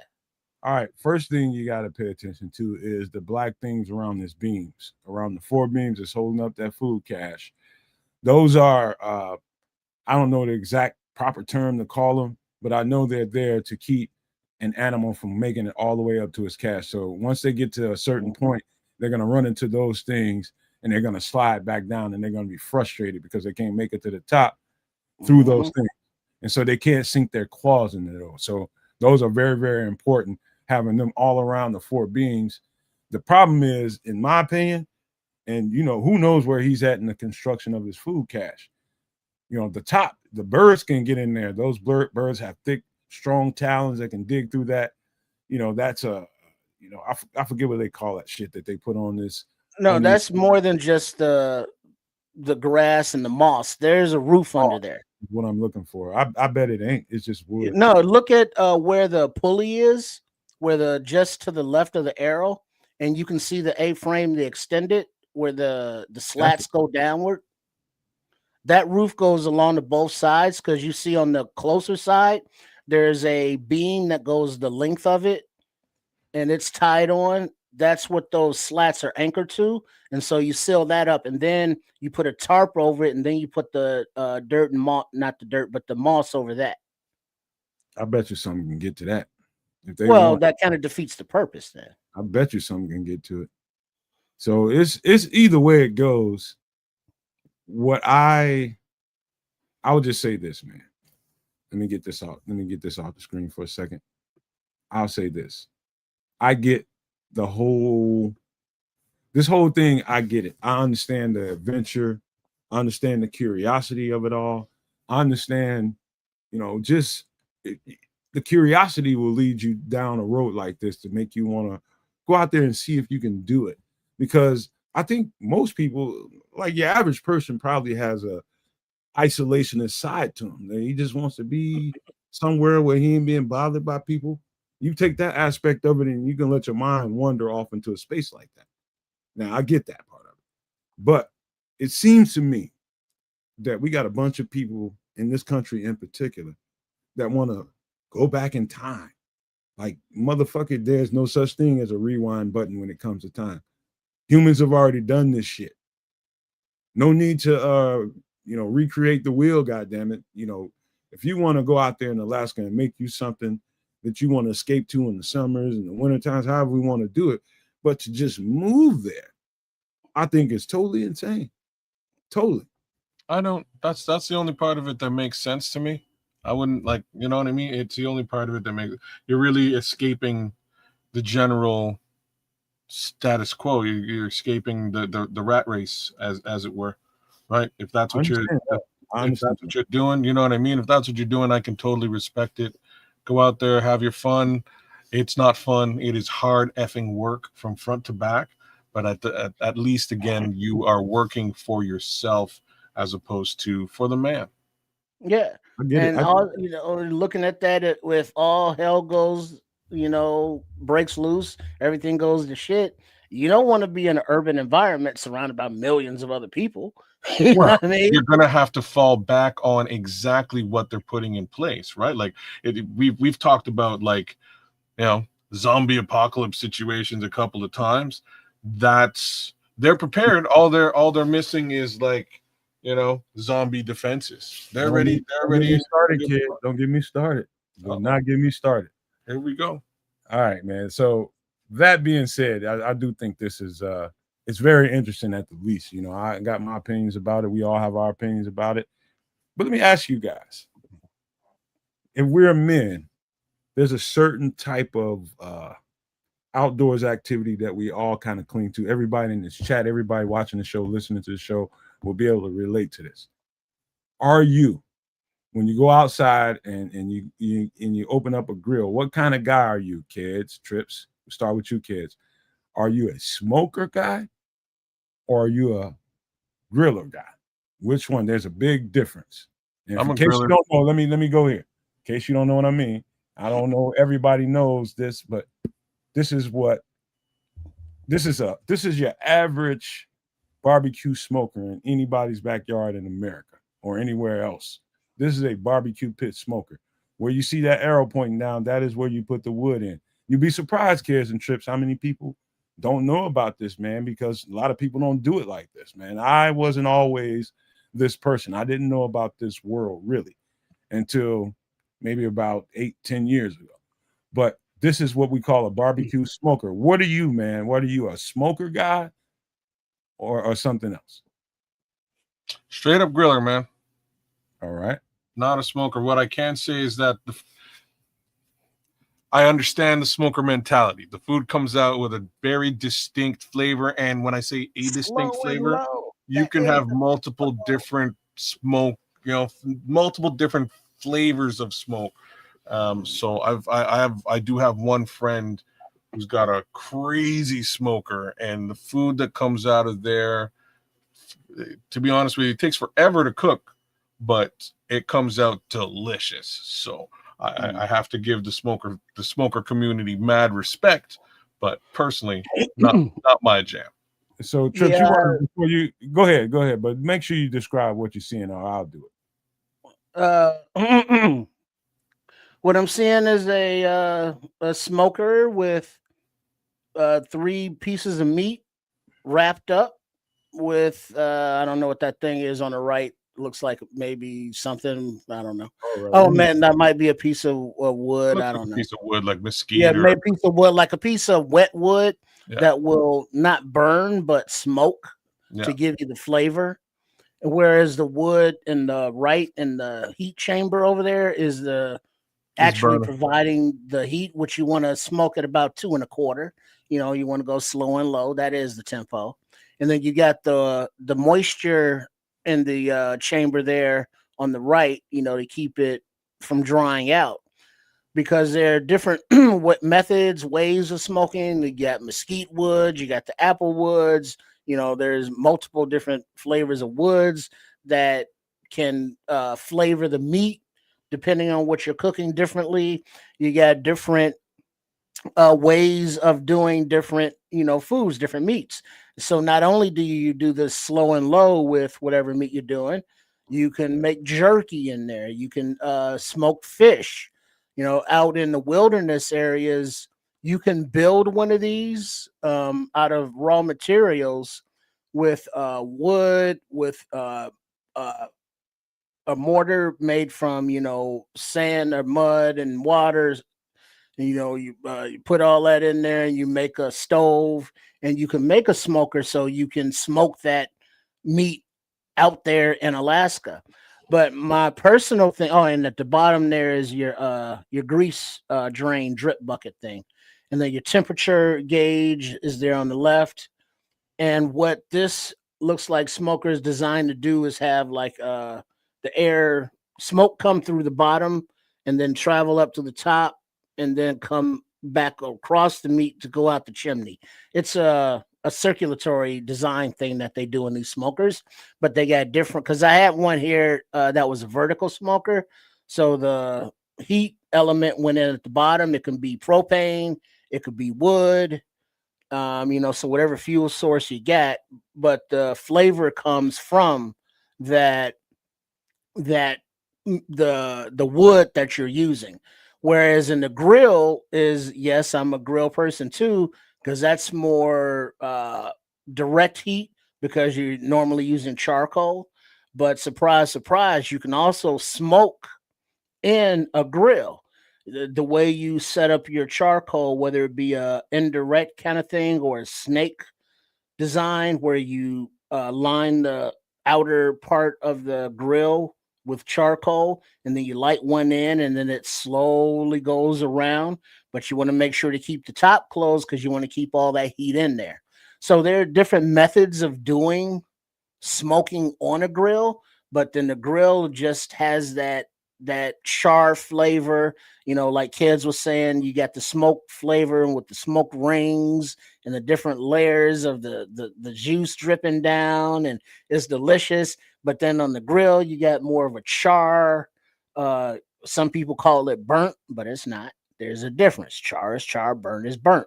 It's a fine line, but there is a line. And it just adds that extra flavor. So I do both, because you can do different things and some of the same things with both. All right. So let me describe, basically what you see here is, you see the wood apparatus on the right-hand side of the screen. You slap the wood in there, depending on who you are and how you go about doing your business with the smoking. Whatever flavor wood, like Trick was talking about, that's your choice. What are you grilling? I think all meats, depending on what you're cooking, in my opinion, deserves a certain kind of flavored wood. Like a lot of people do beef, especially Texas people out there in that part of the country, they do mesquite wood, because that's a heavy available wood out there in that part of the country. Mesquite wood is very, very available in drier parts of the country. Texas is one of those places. And so mesquite wood, they use a lot on beef, whether it be beef short ribs, beef ribs, or just beef steak, anything you're doing beef roast, anything beef, mesquite wood. I've had the pleasure of having a good smoke, really good smoked Texas beef brisket, man. I'm telling you, if you haven't had that, I hadn't done it before myself, before I had that Texas brisket. I'm telling you, people know how to do smoked beef brisket and smoked beef ribs in Texas very, very well. I know some Texans in Atlanta, man, they really get it in, man. It's different. You know what I mean? I'm a different kind of person. So you put the wood in here, of course, it's not a direct fire right here. And so the heat from this apparatus where the wood is at is just shooting through this. This is basically a custom-made propane tank with a thermometer on it, is what it is, with the stovepipe on the side of it. That's all it is. And you just smoke and smoke and smoke, low and slow. You gotta just know the value of what slow smoking can bring to the table. Until you have had good slow smoked meat, you wouldn't know what you're missing. Like I didn't. I had it, so I just don't sleep on the seasoning though either, no, Matt, because you have to over season to a point. It's rub. So you rub the meat. Yes. Yeah, it's a rub seasoning. You're seasoning rub. That's I like my. What you mean you don't like? As well, because it's bad for your health. All that seasoning is bad for you. Yeah, but you want to. It adds a flavor. I mean, season is not typically bad for you. I mean, if you eat too much salt, that's one thing, or if you have any dietary restrictions. But I mean, seasons and spices are just. Salt and black pepper is not very good for you. They got a thing called white pepper that's probably better for. Well, then use that. Yeah, you can use the healthy shit, but you need seasonings on your meat. This ain't Karen's smoking out here. This is Uncle. Calm down. Let me finish. Uncle smoke. The thing is, you know, if you saw somebody make a good rub and put it on a piece of meat, like it's a big piece of beef, and you see the layer of rub that somebody has to put on it, naturally you're gonna question. It's a lot of salt. No, but it's not. You're not eating all of that. That's the thing, though. You're putting so much on it because at 225 degrees, it's going to take a piece of meat like that, 8-12 hours to cook. By the time it's done and you cut into it, that seasonings and spices have absorbed into the meat, and you're not gonna get a mouthful of your rub that you It's not about out there. triple R. It's about what you're putting in your body. I just No, got. I'm not. See, you're having a different conversation. I thought we was talking about smoking meat, and so you want to smoke meat, you got to season that joint because the wood just is not enough seasoning for a plain piece of meat. I mean, it's just like cooking meat in any oven or any skillet. You got to season it. I was not making a proclamation about this shit ain't good. I'm just talking about the health aspect of it and my choice. That's all I was saying. Well, I mean, yeah. I mean, but it's not gonna hurt you. But you got to season it because that's part of cooking. I mean, if you want the food to taste good, that is. I've had this trips. I've had beef ribs on a smoker with a thick layer of rub on it. Very, very good with different kinds of wood. I've had it a few different ways, but I also had it unseasoned with a piece of cherry wood on it. Unseasoned whatsoever, didn't put a goddamn piece of salt, didn't put nothing on that motherfucker. Just put it on there and let it smoke on cherry wood. Yeah. Equally good. I'm just saying there are options to people that want to do this kind of stuff. It's a lot of people probably listen to the show now and that are in the chat, probably a few in the chat. They're just like, you know what, I've been thinking about doing that. I'm just telling you different ways you can go about it. For me, I'd rather not do the thick rub. That's just my personal thing. Well, yeah, but a lot of what adds the flavor, like the wrap right there, is to keep a lot of the moisture in, and that keeps the juices boiling. And what happens is those juices start to basically, boil and sizzle and cook the meat, and then the spices and the rubs that are on the outside of the meat, that washes to the inside to give you the flavor. But it's not necessarily unhealthy, and it's just like a necessary part of it. Just like before it's wrapped up, this is like maybe in the end of the wrapping, or however they're doing it. But you want to have hydration for the meat, where it could be vinegar, apple cider vinegar, it could be lemon juice, it could be apple juice, it could be Crown Royal, peach brandy. It could be whatever, pineapple juice, but you want something a little bit acidic and a little bit bite to keep the meat moist while it cooks. All right. That leads me to this next conversation. You want to wait a second. No, you like, it's okay. Forget it. No, go ahead. I said, go ahead. So you like your meat smoked or rubbed? No, you trying to be funny, ain't you? I've been waiting this whole time just to say that. I'll leave that one. That one's for the chat. Here you go, chat. Hey man, where we're going. I agree with Levante. That's definitely. He says applewood and cherry wood is the best. Those are definitely my two favorites. I probably lean more towards apple.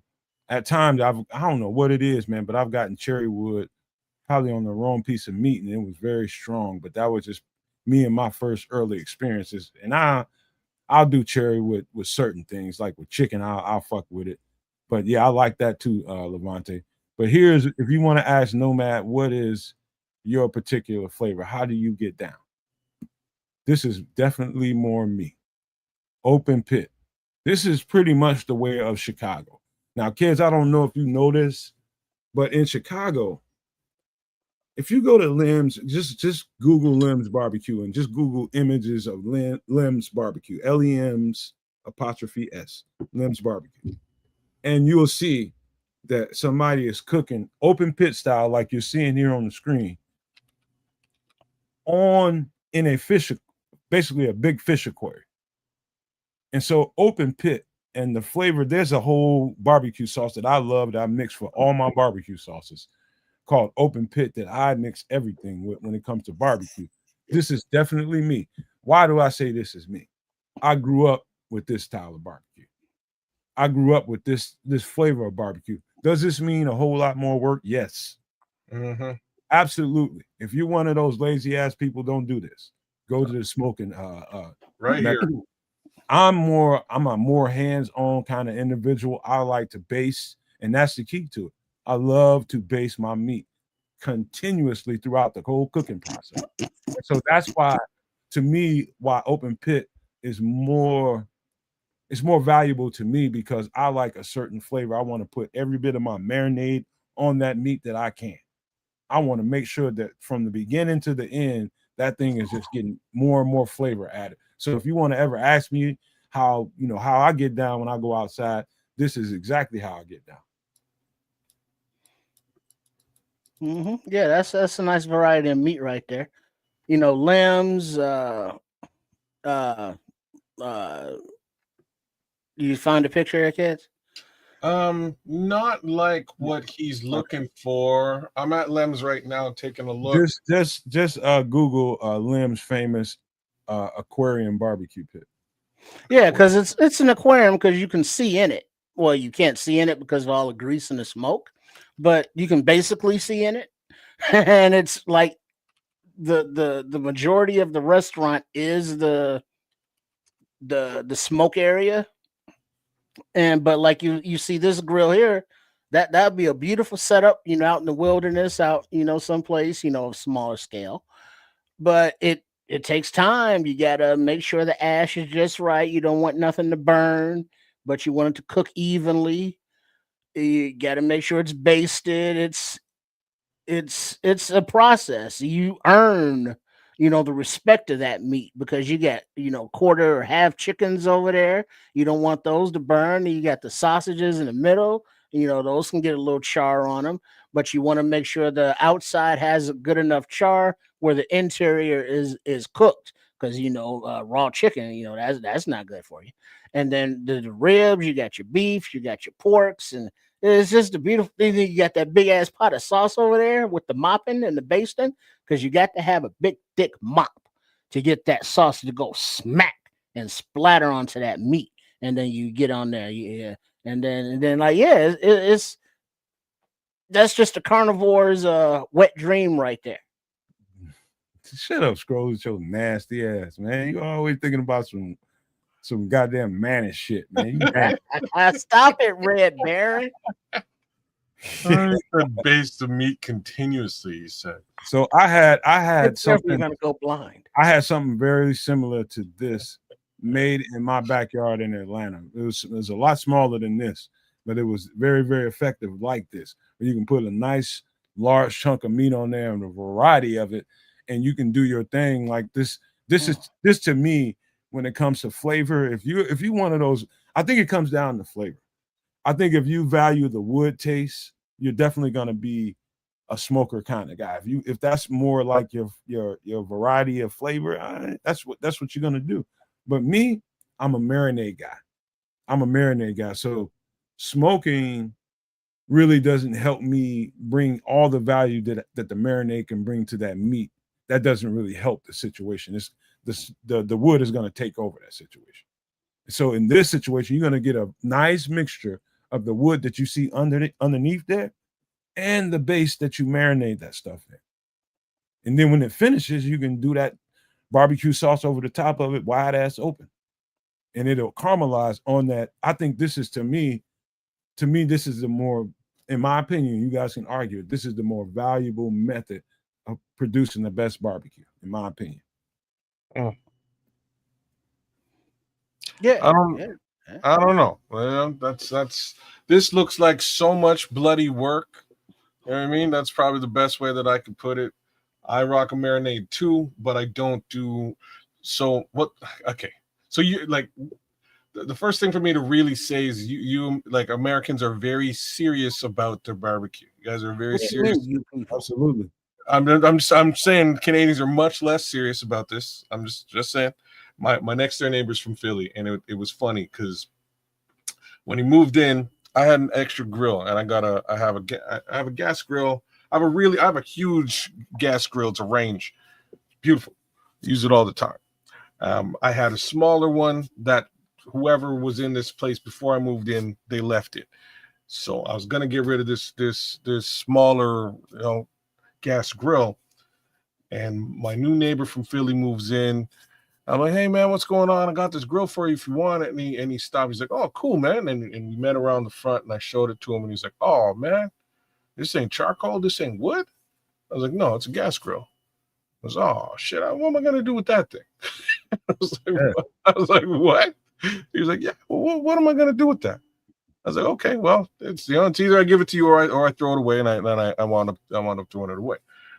But then I see him, and he finally gets out to go and get his barbecue, and he goes out to the store and he gets them, and it's big. It's a big old charcoal grill, and he got to spend a good, like I'll have gone outside, fired up my grill, cooked my steaks, and gone back inside and started eating them before he gets his grill even fired up. But you know what I'm saying? He's out there stoking the coals, getting the wood all set up, and that's what he does. And he's like, yeah, man, it's all about the wood. It's about the flavor. Like you know what? I think you got different personality types, and like you're one of those guys that just want to get right to the bottom line and get your shit done. Well, I'd like to eat. Like to eat, but I value the flavor and the work put into whatever I'm cooking. Like that's to me, the process is more. I'm more into the process and making sure it comes out the way I thought it would. And so some people just don't think that. The process for me in cooking exists. It's just the process in firing up the grill is you don't want to deal with it. I don't have any interest in any of that shit. I just don't. I'm just, you know what I mean? I'm gonna press a button. He's one that hires people and gets his cup of coffee and my coffee is instant. It comes out of a pot. I don't grind that shit and fucking, you know what I mean? And French roast it. I'm just gonna press the button. Poof. So my grill turns on. The fire gets hot. If I gave you, let's just say, I'm not gonna tell you. Hey, wait now. Let's just say you got eat it. If that's what you're at. That's where we're going. I'm about to take you somewhere. Okay. If I gave you what do they call that? Kobe beef. I gave you 4 nice Kobe beef ribeyes. Okay. 4 of the best Kobe beef ribeyes you can fucking buy. Mm-hmm. And I gave you 4 Kobe beef ribeyes. And you said you were gonna grill them. If let's just say the person that really the really serious person about that kind of valuable beef. And if they found out that you just went and fired up your little propane tank and threw that shit on the grill, man, somebody might hit you upside your head with something, man. Why? Like because you didn't respect that Kobe beef the way you should have. That's wrong. I'm just telling you, there's people out there like that, bro. That is. So I might be one of them. I might club your ass. Thank you. When you go to just a regular restaurant, like a steak restaurant, do you think they have anything like you're talking about Lem's is one thing, but if you go to like a steak restaurant, you think they're firing it up on Applewood and shit? You go to the place that you know that is doing that, or you don't go. Cool, so that's Lem's. But like if you go to like a fancy steak restaurant, they don't do that. I don't go to a steak restaurant. This is why you're hitting me upside that you need to go to a steak restaurant and figure out how to cook it. They just fire it up on the grill. I've been to several, but anytime I've gone to a place that didn't do that, look at what Scrolls is telling you. Respect that beef, man. Dog, I respect the beef, dog. I do. If I go to a place like that doesn't do it the right way, kids, guaranteeing you, I'm not paying for that shit. I'm just saying. If I'm paying for it, it's gonna get cooked the right way. I don't go through all that extra secondary bullshit, and you're not going to find that at most real, like high-end steak restaurants. You're not going to find Applewood in a barbecue pit. You're just not, or charcoal. You're not going to find those things at it's about the heat and the flavor. That's all it is. That's all it is. Friends are saying. He said he want to challenge me. He says, no matter, I'll put my gas grill burger against any flame broiled Whopper knockoffs you want to choose. boy, I'll take you up on that option anytime you want to. See, Crimson, I'm right there with you. It's like I don't really care about the smoke. You said you're a marinade guy, and I respect that. I'm a marinade guy as well. My marinades are amazing. I marinate up my steak, Montreal steak spice with the peppercorns, and we are good to roll. That's it. That's all that I need. I will have that thing ready to rock and roll and eat in 7 minutes flat. Mm-hmm. Meanwhile, you're still putting wood in this grill and trying to get it fired up. I'm not too much. What up, Samo? Samo. Too much when it comes to my steaks. I'm definitely not that wood guy. I'm very charcoal. Well, you know what would be fun would be to get Nomad kids, chef trips, put them in a mobile home, and no, don't wait for kids and Nomad to strangle each other, but to travel the United States, going to like North Carolina, because they do their barbecue different than they do it in Tennessee. Whether it be the vinegar base or mustard base, but they're about 4 to 5. Somebody in the chat helped me out. I used to know this stuff off the back of my head, but they're about 5 or 6 different ways to marinate, rub, season your meat, and barbecue it, depending on what region of the country you're in. And they're all delicious, but they're all different. And so what you're looking at on the screen here, No Maniacs, with the different like slabs of ribs, like just imagine each one of those slabs is a different region represented. So you're going to have a different flavor, a different taste. And so that would be a nice little trip to video. You just triggered a question. And I want to see how people respond to this. What's the more valuable rib? Is it the spare ribs or the St. Louis ribs? In a sense, the St. Louis ribs are the baby backs, right? The smaller ribs with the kind of ridges to them, as opposed to the spare ribs are the bigger cut of ribs. So, what do you think is the more valuable rib? Well, I mean, to me there is no difference. I mean, there's obviously a difference because one's a pig, one's a cow. I like them both. The cow ribs depends what you're trying. Are thicker, are more beefy, are more meaty. So you definitely got the baby backs and spare ribs confused. Wait, which one are you talking about? You know the difference between a baby back and a spare? The baby back is the trimmed. It's a baby. It's a young pig, man. Still the trimmed pork. They're pork. It's smaller. It's younger pork. Whereas the spare ribs are beef. No, spare ribs are still pork. They're just a bigger pig. And so beef ribs are beef ribs. I'm just thinking of beef ribs, I guess. No. Beef ribs are beef ribs. When you start talking about St. Louis and spare ribs, it's still the same pork family. It's just a smaller pig. Yeah, it's just a smaller pig versus a bigger pig. Okay, yeah. Well, I got ribs across the nation on my mind. I got ribs on my mind. So based on your experiences, what do you? But yeah, spare ribs are pork too. I mean, it's just the spare rib part is the dressed portion that you cut off the back part. The tips. That's what the tips are. The tips. Once you cut off the tips, they become spare ribs. But they're just they're just beef or pork. The baby backs are just younger. That's younger pork. That's a juvenile pig. That's a juvenile pig as opposed to a spare rib is probably a fully adult pig that you're getting the parts off of. And I would just say I'm greedy, and I definitely enjoy the spare ribs much, much more because I know I'm gonna be able to get the tips off of it and a whole rib. The taste is not really that much different. It's just the shape of the rib. You get a more curvier bone and a so then what makes one more valuable than the other? the taste, and the amount of meat you get. So you might, if you caught a sale at your local grocery store for a baby back rib, a slab of baby back ribs versus a spare rib, and they were both $9.99, right? If you're going for value, which one of those guys would you get? You're going for the baby back, not the spare. No, you're going to the spare. Samo, put up Samo's comment. He says, put that up on the screen. It's with the rib, with the tips is the spare. Without the rib tips, it's the baby back. And that can be beef or pork. That's exactly why I asked him that. When you go to the store and you see them both on sale for $9.99, which one would you get for the value? And it's easily the spare ribs. It's just more flesh to it.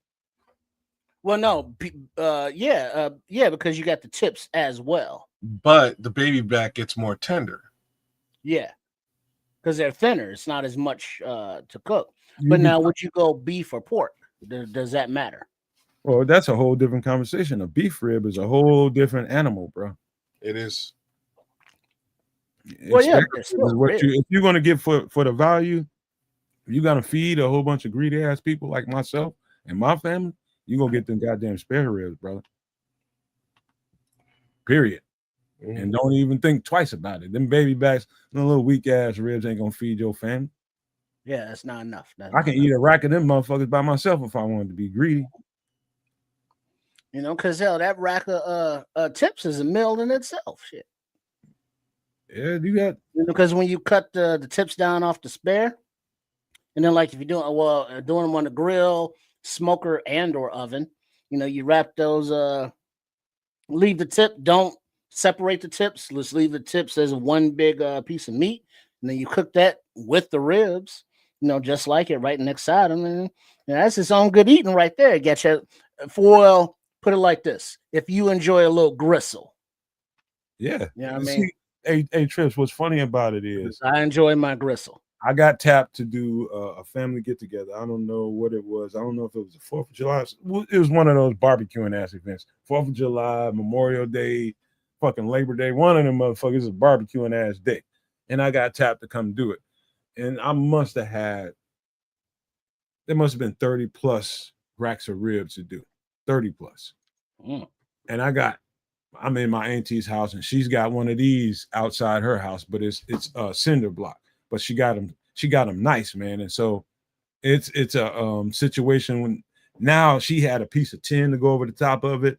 That's backyard barbecuing to me. And, you know, I have family, you know, as they start rolling up and everybody was wanting food, you know, I had people from everywhere. We had some motherfuckers from New Jersey. We had motherfuckers from California. There's motherfuckers around this family, man. And you had people coming up to me and say, hey, I'm pulling shit off. Hey, cut me some of them tips.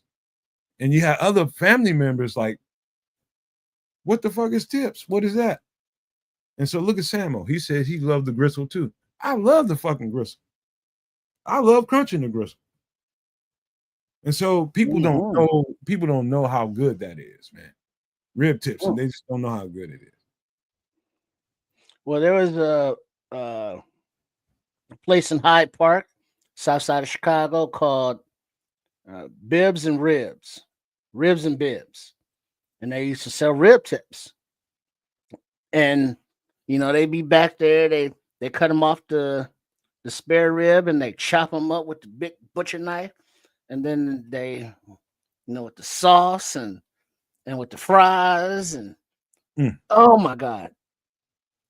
Oh God. Believe it or not, Kenny still does it well. People be sleeping on Kenny's. You need a napkin, Trip? You all right? Kenny's? Yeah, I think I'm all right. I might need to smoke though. Kenny's Kenny's, yeah, I had Kenny's since the Caribbean place. Not Uncle Remus, Uncle on 52nd and Harper.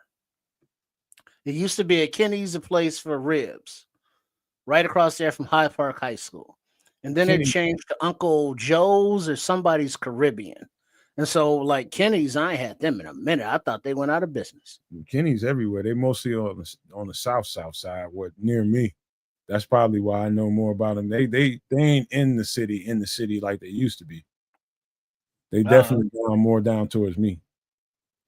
Yeah, Yeah, hell because yeah. there used to be one on Racine too, like 50 something Bro, Racine. hey, Samuel, I take if I'm in anywhere near Limbs, my auntie or my mother gonna be like, hey, we finna run over there. I remember when I was a little boy, they'd go over there and get them motherfuckers and just be, man, dude. I wasn't even into ribs when I was a little boy, but I get hungry watching these motherfuckers eat. They just get a man. You got a whole bunch of rib tips laying over some hot ass fries and a little bit of bread up under that, and that good ass sauce on it, and they start smashing them motherfuckers, dude. Oh, yeah, Kenny's is. Well, Samuel say, yeah, Uncle Joe's Caribbean. Thank you, sir.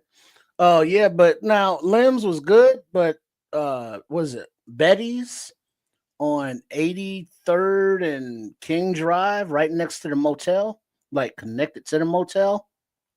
The sauce.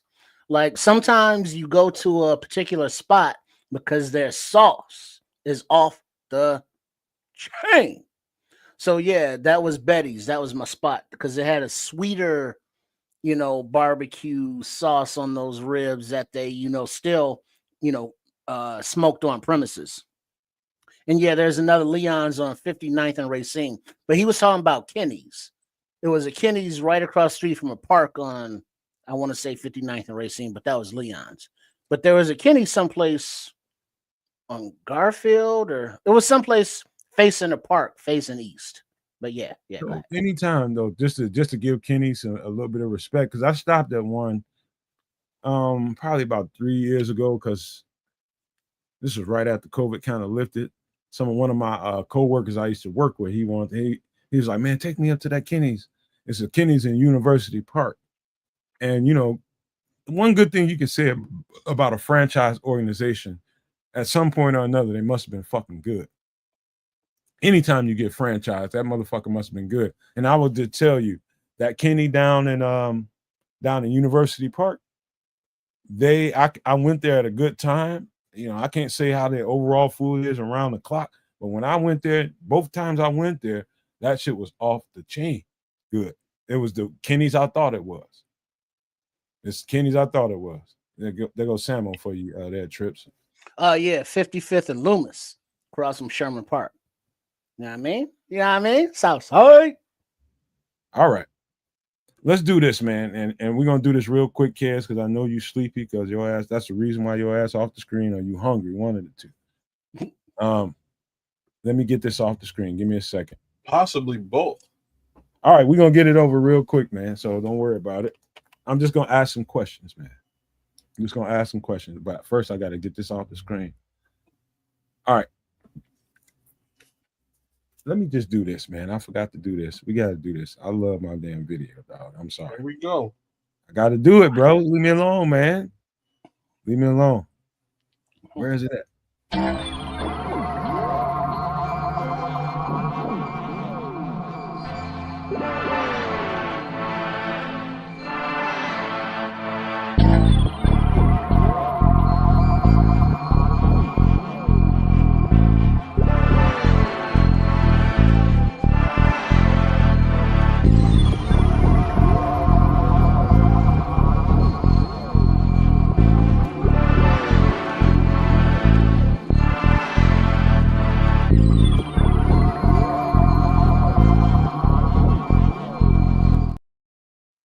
First of all, man, y'all can't front.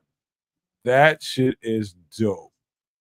You gotta admit it, man. The music, the sounds, everything about it is intriguing to me. Gotta admit that, man. I know y'all can't stand this conversation, but you at least can admit that. So, Well, it's nice. It's nice. All right, so let's just keep it where it's at. Let's just keep this completely hypothetical, man. We'll do that and we'll end this shit. In the event, so let's just to bring everybody up to the speed about 31 Atlas, 3I Atlas, as it's just called.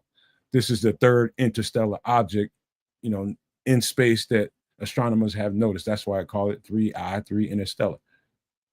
And so that it's making some subtle, it's getting different as it gets closer to, our hemisphere or our solar system or whatever you want to call it. Listen, this is it's changing speeds per all the reporters. It's changing speeds and it's not showing signs of a typical comet.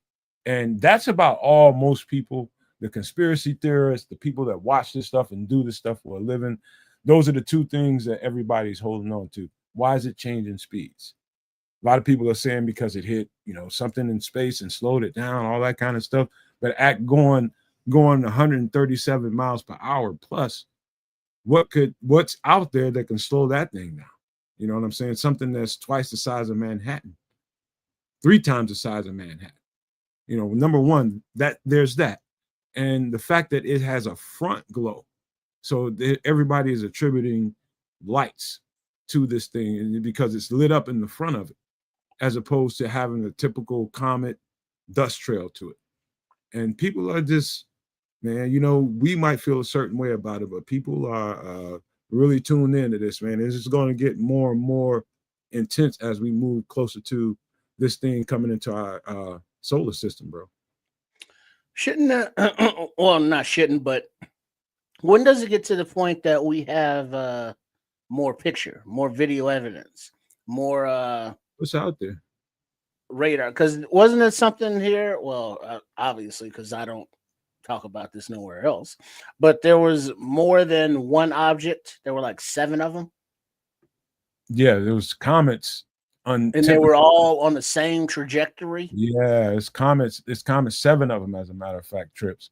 It's all right, 7. now, because my question is this: if there was a collision of some space bodies and projectiles are sent, radiating from that collision point of contact, what are the odds that 7 of them would have the exact same trajectory coming this way? Less than, there's people out here that's done those calculations, trips. And from what I can take from it is less, it's even rare, ain't even a way to properly describe it. It's like it doesn't happen. Okay. Now I was kind of thinking along those same lines. I didn't do the math myself for the calculations. You know what I'm saying? I was just sitting on the porcelain throne. But if there's 7 of these things that are big enough to be twice the size of Manhattan, 3 times.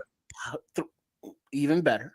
What would be one of or some of the possible purposes for having that many vessels or of that size, together? Go ahead and answer that. What do you think? That many coming together to destination Earth? Well, you're asking me questions. I got a question I need to ask you and kids. And this is pure hypothetical. And let's just play into the thought that this could be some interstellar object, and it's not a comet. And let's just play with that hypothetical. My question to you all is, what kind of questions, if they made contact, let's just say something from some other dimension came in here, or some other place came in here and they made contact with the world. People in the United States, people in Canada, people in Australia, people from everywhere. Like one of my questions would be, what's your goal for contact? Would that be one of your first things to ask something that made contact with the Earth that ain't from this solar system? I'm not sure what you're asking. Yeah, what's the question? What would be your point for wanting to contact us? What would be you, alien? What's your point of trying to contact us? As the aliens? Well, I'm the alien, and you're asking me why would I want to contact Earthlings? Yes. I wouldn't. Why not? Because, do I talk to ants? Oh, see, I told you to put your practical mind to the side, man. Well, talking about past tense, another species from somewhere else has already made contact with us. And we're asking about what's some of the questions you would want to ask to that species that hasn't done anything but made contact with us vocally and physically. They haven't done anything. They just people want to know. And what would you ask them first? And I would say one of my first questions would be, hey, why do you want to make contact with us? It would just be like, what what do you want with us? Yeah. What up, though? What up, though? Right? What's popping? What's cracking? What's the general modus operandi here? Because we are, if this is the conversation we're having, we're clearly at your mercy, right? Like it's literally that simple. Because like if something like this goes down, the odds of NASA, like the odds of Donald Trump not going full Space Force on their ass is pretty slim. You know what I mean? It's pretty slim. Right. So he's probably gonna go full Space Force, bust off a couple of caps, and after that, we have conversations, and those conversations are gonna also be like, please don't kill us. That's a good question. Unalive. All right, so that would be my first question, but I got 3 more I want to ask you guys.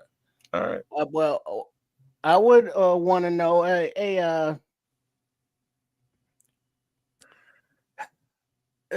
don't know what I would want to ask them, because Beldar, sorry, hold on. Beldar, are Nordic aliens from the North Pole, or are they from like northern space? No, the galaxy called Caucasoid.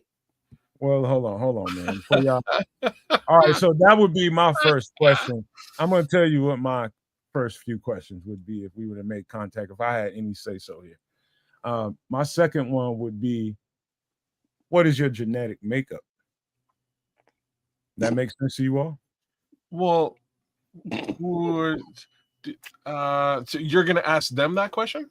Yeah, I would want to know that. I'd be curious about that. Very curious. That's an interesting question. I don't know if they would give you the, you know what I mean? Like if I'm playing poker, I wouldn't give you that answer. You know what I mean? Yeah, like let me tell you how you could potentially kill me.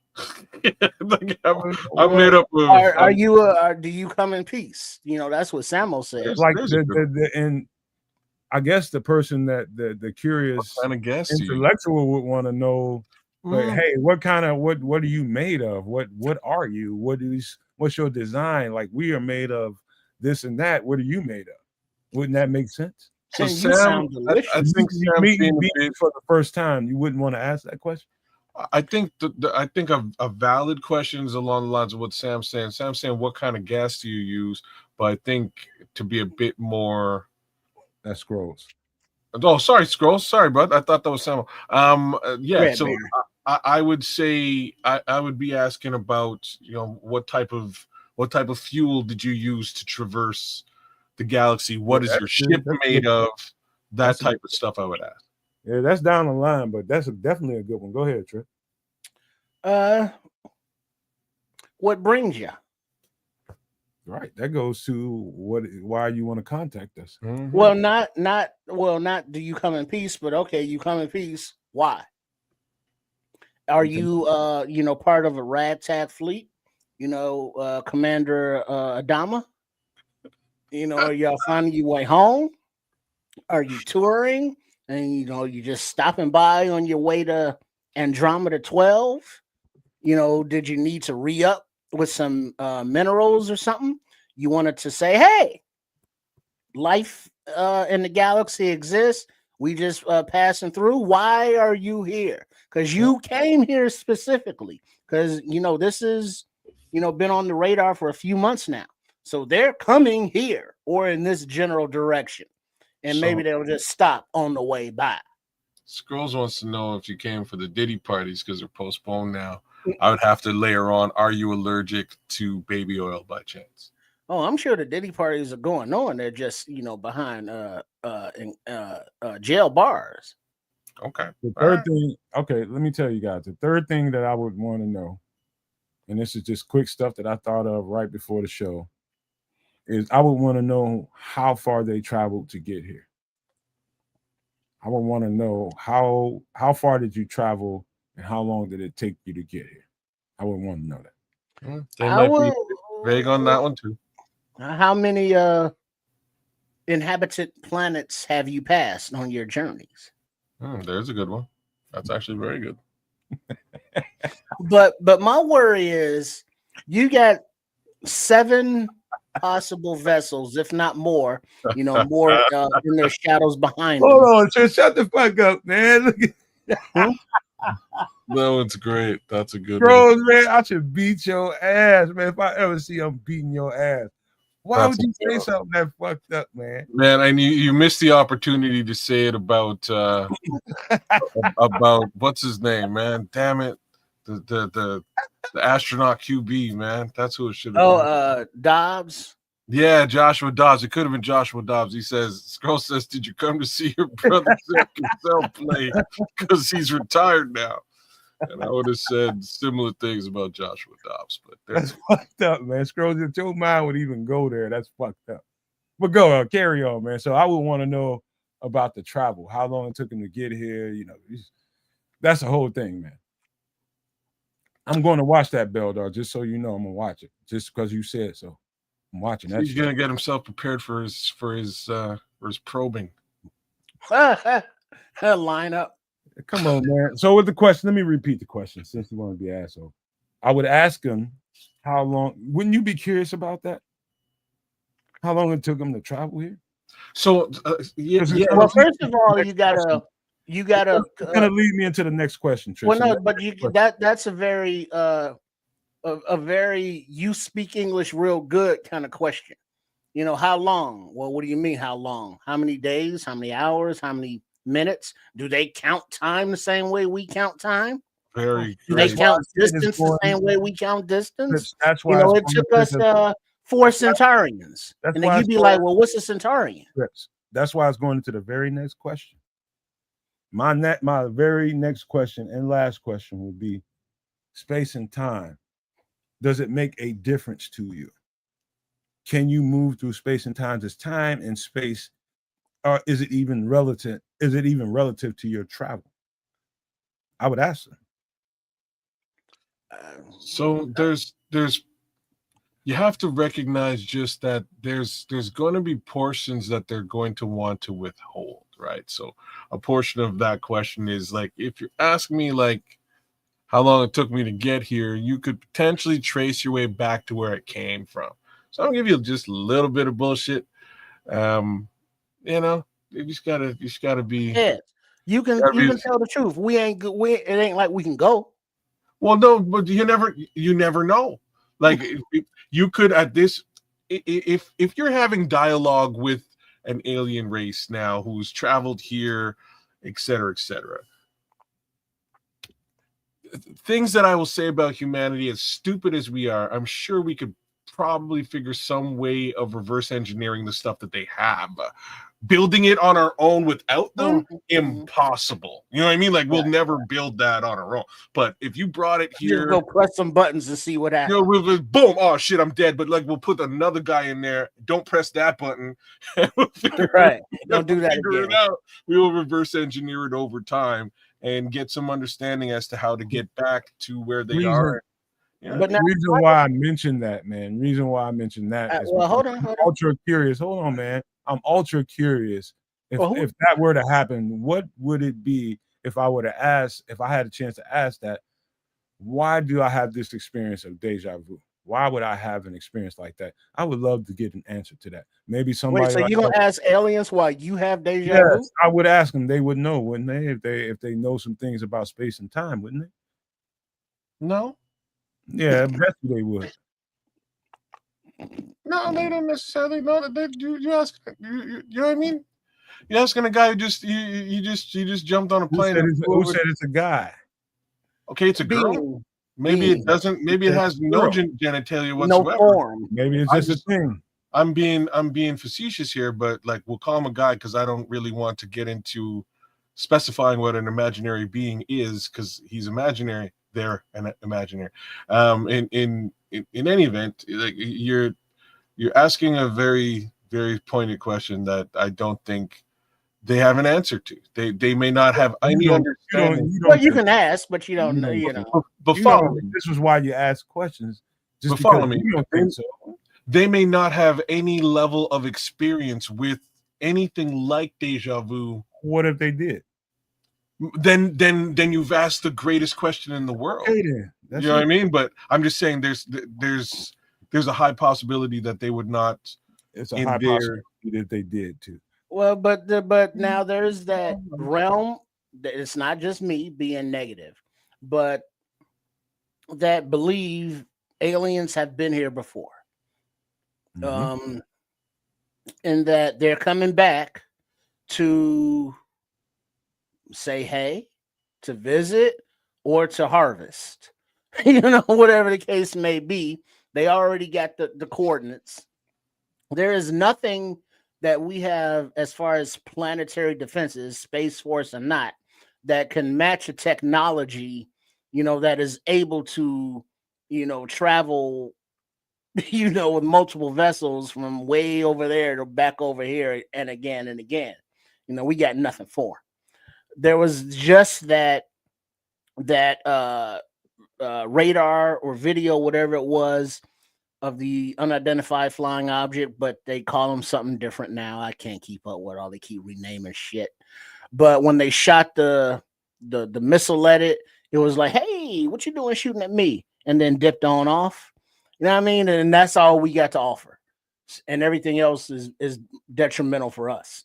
So it's like, whatever the case may be, they are, as soon as they get here, if they arrive, what they say goes, whatever they want that thing to be. Because it's like, all right, Earth, all right, humans, here's what's going to happen. Who are we to tell them no and how? Yeah, there's that. I would say this, man. There are so many ways to look at.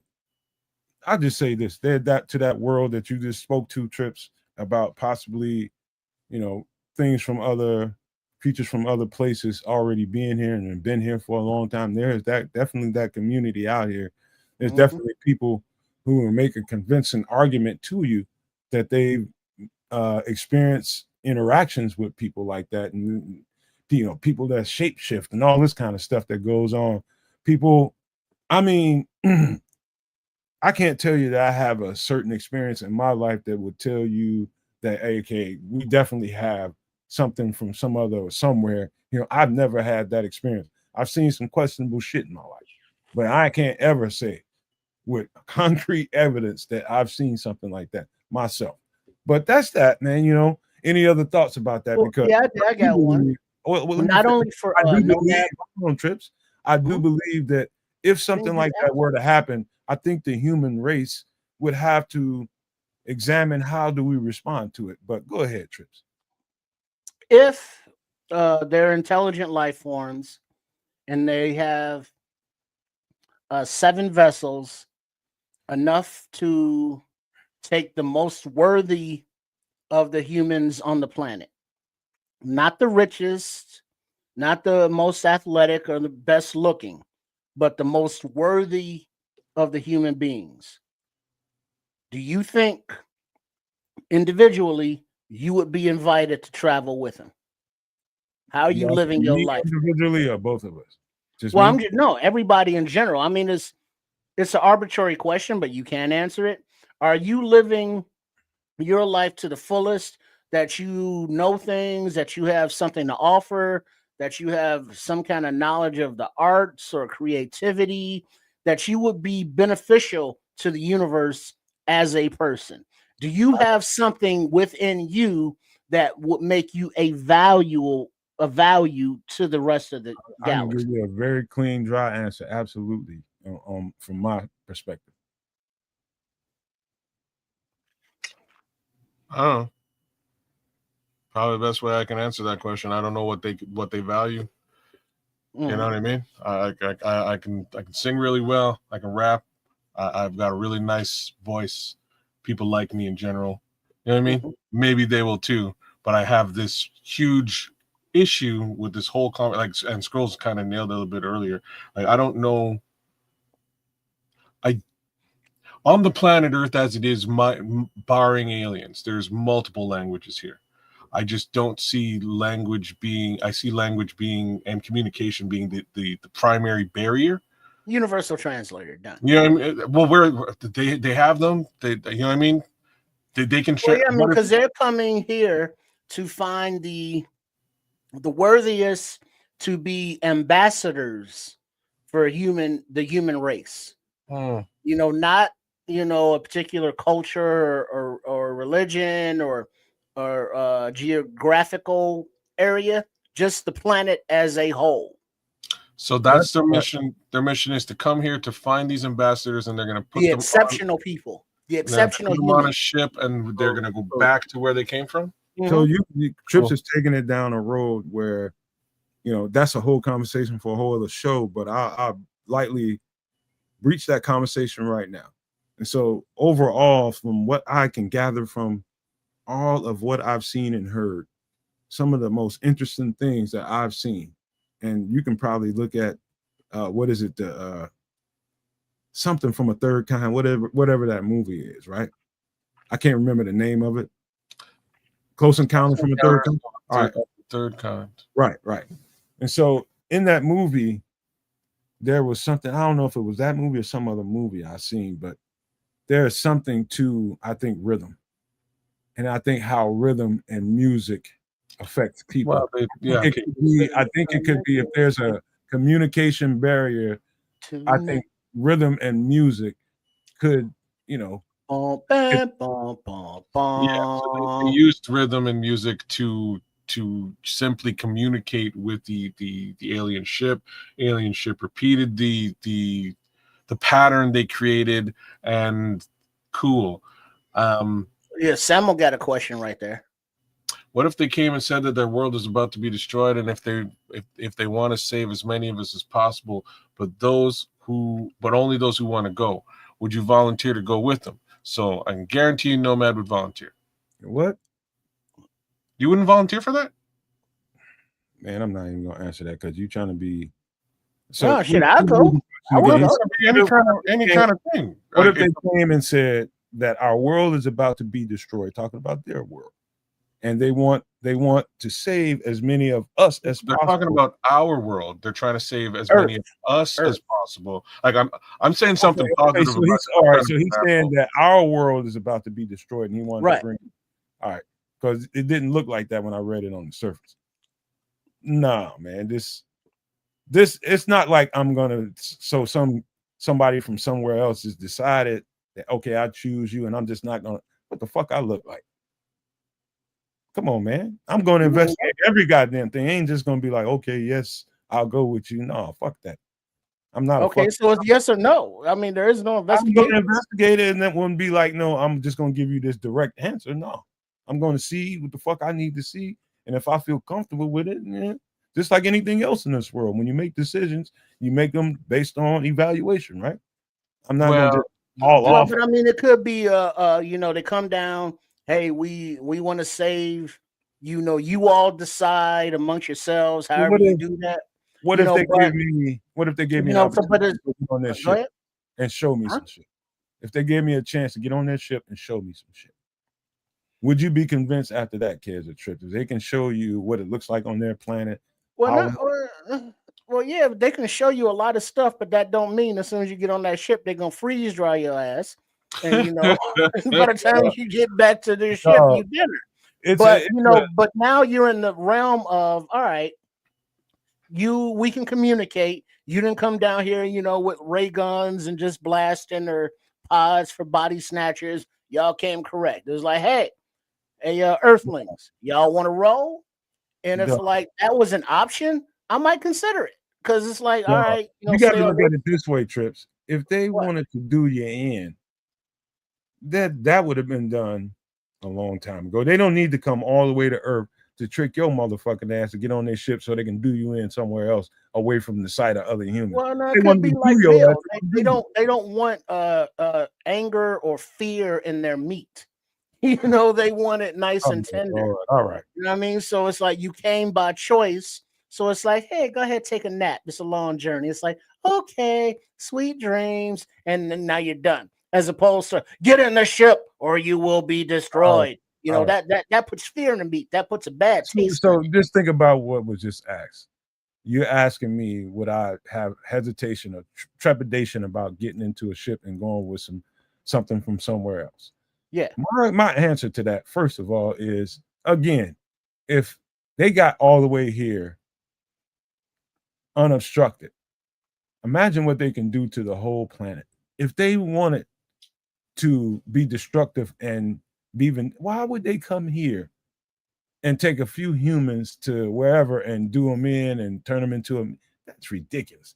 They can do that without us knowing about it. If they can get all the way to this motherfucker, they don't have to fucking announce themselves. They can just come here and start doing that. Well, So then it why really they don't make- announce it? What do they want? So anyway, man, y'all making it a little too trivial. I mean, but the thing is, you're willing to go underground into a bunker as a prepper, but wouldn't be willing to go into space. All right. I'm ready to be done with it, man. Because y'all Was that a no? a trivial ass place. I don't like it. I don't like it. You get so protective over this conversation. It's It's super fun. I haven't really said very much at all. I'm trying to, kids, listen, I'm Uh-huh. really trying to move this content that we do for this show. Well, but the thing is, if they Hold on, came, man. would you go with them? Hold on, Trips, man? God Would damn. you? Can I finish? I'm trying to move this motherfucker to different spaces so we can have different conversation. It doesn't help when you trivialize every fucking thing, man. What trivialized? That's what I said last week. Who Sometimes trivialized anything? maybe I should do this content with other people. What because was if you don't trivialized? trivialize everything. What the fuck are you talking about? Let's end the show, man. How about that, man? I don't even want to get into no Well, conversation. I'm not even sure what you pissed off I'm about. done with now. it. How Is it about, that time of the how about month? giving some shout outs before we go? I'm done with it. Any shout outs, any pleasantries you want to give out? Let's go, because I'm done with this bullshit. Oh man, you're too much sometimes, man. Shout out to Big Sam for jumping. See, Nomad pissed off now. You see, Right, see what about you did? what? See what you did, Sam? See what you did? I was just trying to give him. Well, I mean, look, my Give question out is, if you got my pleasantries, then question go ahead. is that not a fair question? look, I before don't If like they came down here if and you said, want to hey, be involved with if some there's a content certain that has amount of different humans we want to conversations, take back with if us, you want to have we different want you to come. Would conversations, you go? if you want to Why have is that? different How are you Bears offended with that? conversations, if you want to have different than Bears conversations, let somebody take it there. How is You that gotta not a fair trivialize every question? goddamn thing, bro. no, nothing was Let's trivial. get some pleasantries If before we These are if T.I. hypothetical conversations. They are trivial. So, like, I'm You got not any sure why you're pleasantries? getting Let's go, upset man. that the conversation is being You got any trivialized. pleasantries? Let's go, bro. This is hypothetical stuff. So, Samo, big up. Thanks for pissing off Nomad. It's hilarious. It was super fun. It's Crimson. Shout out. Big ups to my guy, the Scrolls, has been there the whole damn time. Shout out to the good minister Charles Johnson, Melon Scratcher, or Smasher, 2 cents. He's our quarterback. God love the kid. Let's back the kid. If he fails, he fails. We can cry, bitch, and moan and whine about it. I don't know how that helps us get to where we need to get to, and that is to the effing Super Bowl. So, however we get there by hook or by crook, Caleb's my guy at this point, whether he was before or whether he wasn't before. Definitely my guy. That being said, shout out to Beldar Conehead. Good to see you, Beldar, man. Some good outer space intergalactic intel. Thank you for coming through. Thank you for the big shout out to Kwatu. Kwatu came through and he told me once again that I need to get my ass to Mars and open my mind. It is an important message that we should all adhere to and potentially follow. AC Adam was with us tonight. King Booker World was with us tonight. Mr. Mayhem was with us tonight. Who else was with us? Oh, Archangel Garrus Valkyrian came right on time, and he's got some great intergalactic intel to be shared. Big ups to all three of those folks. There's Kwatu. You know, you don't get enough of that that baby's head in the belly. That's always good. That's always good stuff. Who else is out there, man? It was a long show with a lot of humanity here, and I want to give a little bit more justice to those who was with us. The Naj was with us for sure. Big shout outs to the immortal Naj. Paul Rodriguez was with us for a little bit tonight. I did see Paul in the chat. Jay Grizz was with us for the better part of the night, man. Big ups to Jay Grizz. Levante Rogers, can't count you out, dog. You're all over the chat, keeping things real. Appreciate that, man. Appreciate that, Levante. Thank you for your Appreciate that re-up to the Nomad Network. Yeah, big ups to the Crooked Commish and Ron Winarski for getting a re-up on his membership. Shout outs in that regard. Derek Guy was with us tonight. He's a super maniac. You should be as well. Bear Truth 9 was with us tonight. He came through, held it down, as well as Richard Long. No Cap Cappington the 12th was with us. That's a pretty awesome name. I like it. But yeah, that's about as deep into the chat as I'm gonna go here tonight. I thought we had a good time, even if Nomad is mad. Yeah, I don't know. Yeah, I would go. You know, if I got an invitation, you know, it's like, you know, you what is it, the expression or the saying that you're not supposed to say no to some things like that. You're supposed to say yes for new opportunities and experiences and all that stuff. The opportunity to go to the not the great beyond, but space, you know, the final frontier, all of that. Yeah, that sounds exciting. I would do the voyages of the Starship Enterprise.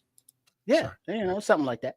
But big up to everybody that tuned in and joined in the conversations as they travel topic to topic.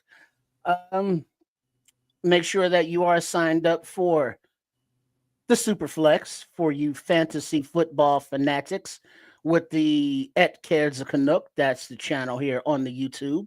And then you have my channel, Sports Chicago Style, where you can find all of the offspring channels of Trip Kundo, as well as at Chef Trips. So there's a lot of content being actually created at Sports Chicago Style. So come on through and participate. As 99 subs right now. Ooh. About to pop that 3-digit cherry. It's right there. So if you have not subscribe to Sports Chicago Style, you can be number 100 if you go and do it right now. And if you do it after number 100 is done, go ahead and do it anyway, and you can keep adding numbers up as we strive for 1 million or 150, you know, before we go that far. But yeah, Sports Chicago Style, hook it up. Oh yeah, yeah, they piss me off. They always piss me off. No man, I mean, Samo, you know that. But I still don't know I'll tell you why. Let me give my close without try not to interrupt, man. Well, let me do my close. I didn't interrupt. I'll mute you, motherfuckers. I don't give a fuck. But let me finish saying what I need to say. And I thank everybody for being here. Number one, it's great to have this Bears community and everybody participate in it the way they do. Again, man, make sure you get a membership. If you want one, man, all you got to do is go to the channel. I don't feel like putting up the graphic tonight because my girlfriend just popped in here and I got to get ready to close the show. And I thank everybody for being here once more. Everybody that was a part of everything we did tonight.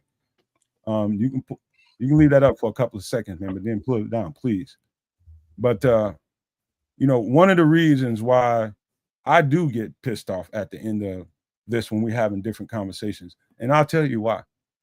It's because number one, we do Bears content over here primarily, right? And the Bears content is the Bears content. Everybody's talking about the same stuff all the time.